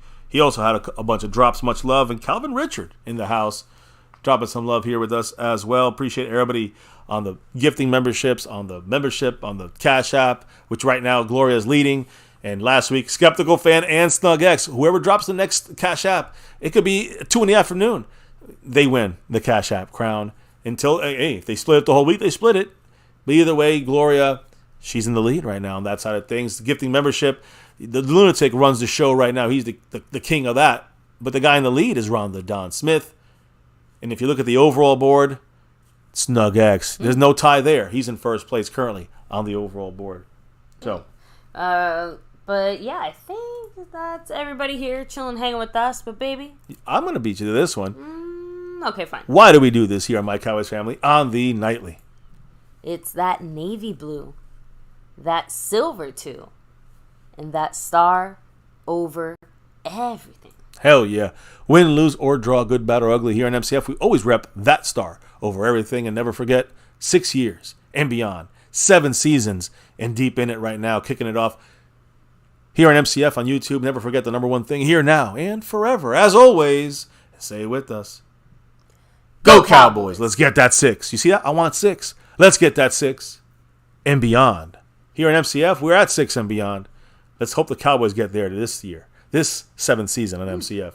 So, guys, thank you for rocking and dropping all the knowledge in the chat all night long. Can't do this thing without the back and forth. Make sure you don't forget to drop your emojis. If you're in the membership side of things in any level, you got those emojis. Make sure you extra hate a little bit there for those Jets. As that's our opponent. It's all about representation here. That star over everything. So thank you guys for dropping that knowledge in the chat. I truly appreciate the best fans of all YouTube with the drops of love from above, whether it's memberships or cash apps or super chats. Truly cannot do this without your guys' love and support. Humbled by the love from the family here. And baby, as we drop out and clock out for the night, relock and reload for tomorrow's defensive show. Yeah, I mean defense, as we're going to see what our offense has to do against this Jets defense. And, of course, all the injury news and updates. We'll talk about it all here on MCF tomorrow. But, baby, before we can drop out officially for the night, let everybody know what we got to do before we drop out of here. We got to drop the beat. Oh, yeah. That was hot, baby. Thank you for dropping the beat. And guys, thank you for dropping by. Talk a little Cowboys football with us. We do this on the nightly. You're the late night show of content creators. West Coast, Hawaii, they rep with us. They got Cowboy fans, and they rep that star over everything. Much love to the family. Appreciate you all here. Well, another ending to another fantastic Cowboys chat. Hell yeah. Talked about their offense. Talked about Micah Parsons and this defense coming at you. McCarthy spoke about the injuries. Yeah, we know about Tyler Smith and Diamond Wilson. We'll watch that. We also got to watch that knee of Brandon Cooks. We'll know much more tomorrow in the more meaningful practices.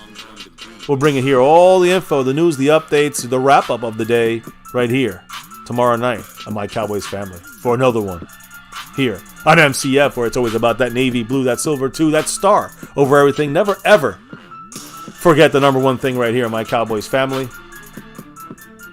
Much love to everyone. Thank you for hitting that like, by the way, and subscribing and hitting that notification bell and following us on all the social media at My Cowboys Family. But guys, all of you have a great night, safe night. Next day, we'll see you tomorrow once again. Have a good one, guys.